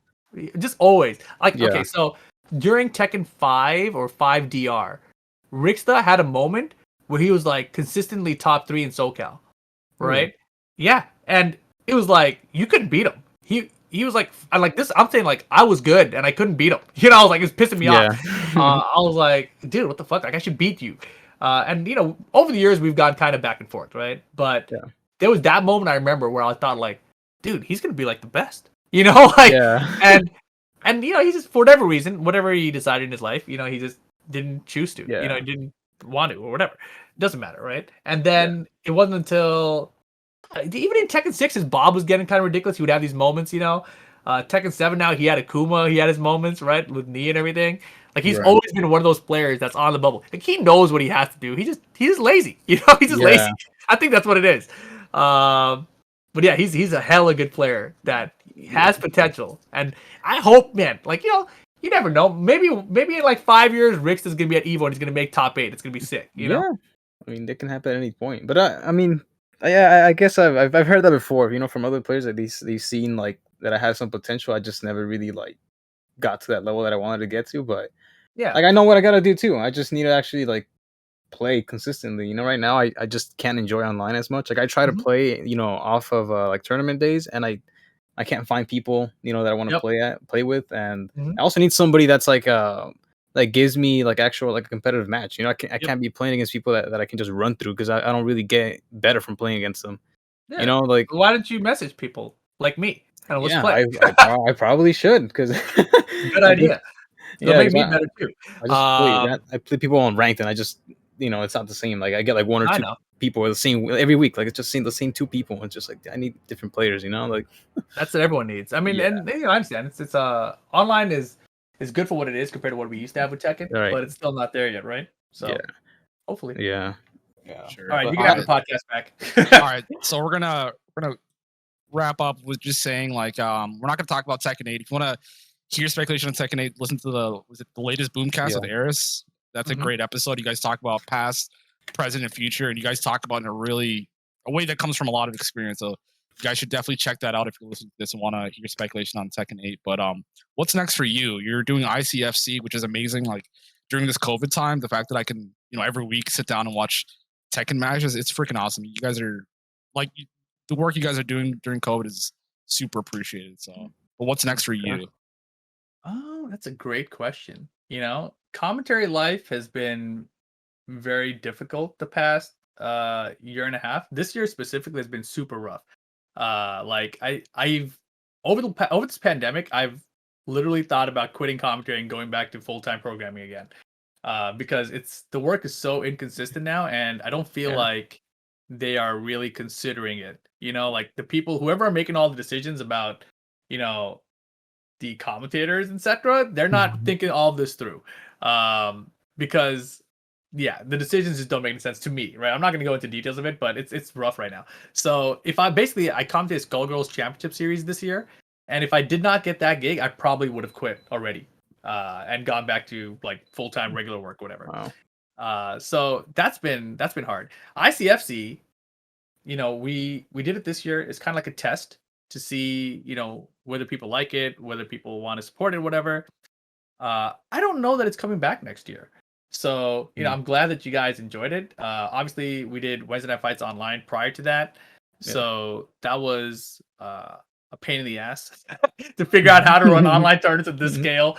You know, like, because we started out Wednesday Night Fights online just with SoCal only. Then we expanded to West Coast. And then the netcode update happened. So we're like, maybe we can do the whole US. You know, we expanded it again. And then we started running big ass brackets, and we've had like 100 people per week at ICFC basically the entire year, which is just ridiculous, I think.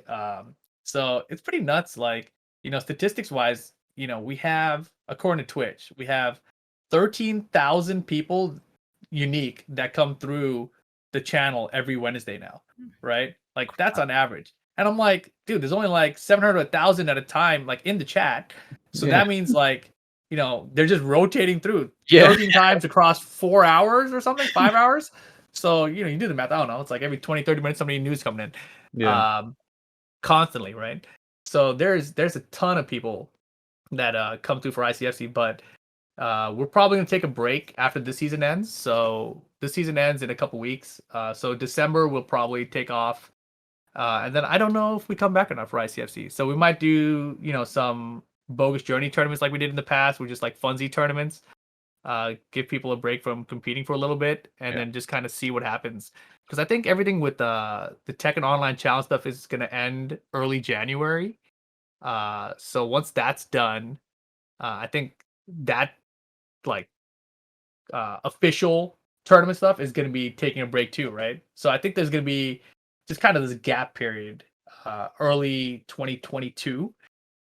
So we'll see. Whatever happens. But for me, what's next is just taking my time. I think like in this off time, probably focus less on Tekken and just kind of focus on all my other passions I have in life, which is like I have like a lot of programming projects I've been wanting to work on. Like I've always been interested in game development. Like not fighting game development. I know people will think that, but I like really simple puzzle games and music based games. So I might try to develop something along those lines maybe. And then there's also like streaming that I do obviously. And when I'm streaming, I've been kind of like letting things slide and just running the same thing for years. But the past couple months I've kind of been motivated to try and update my stream. So like I'm adding like new sub alerts and custom stuff that, you know, you don't really see in other streams because I want to do things differently always, right? Like that's always been one of the things about me. I don't like doing the same thing everyone else is doing. I want to do it a little bit better or different, you know, like what's the best way you can do this. So I've been learning a lot of streaming tech. So it's been very, very interesting. And I'm also learning about AI stuff. There's just a lot of passion projects I have going. I have way too much on my plate.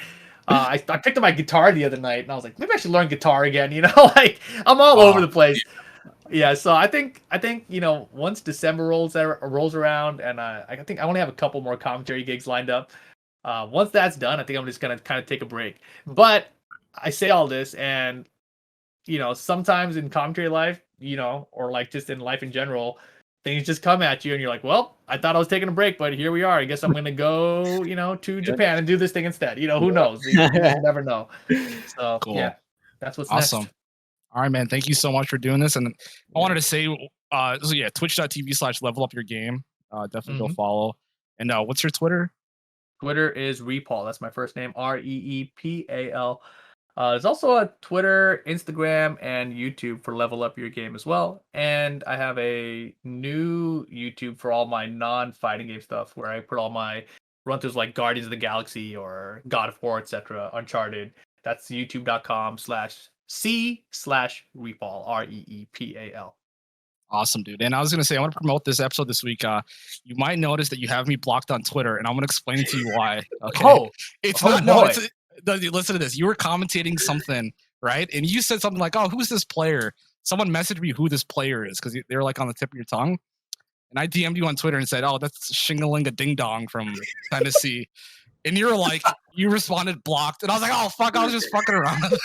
So yeah, you don't have to unblock me. I'm just letting you know that's another thing that's pretty funny. I don't think that's why I blocked you. I probably blocked you because you're a dick in some other way. You know, like.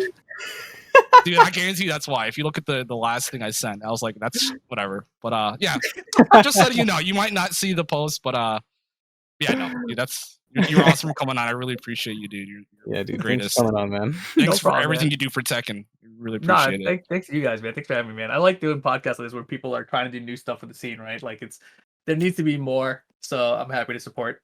Yeah, for sure. Awesome, man. I'm gonna send you a message right after this, and thank you so much for coming on, man. Awesome. Maybe I'll unblock you. For sure. Awesome. All right. Yep. Thank you, Rip. Later, man. You're coming on.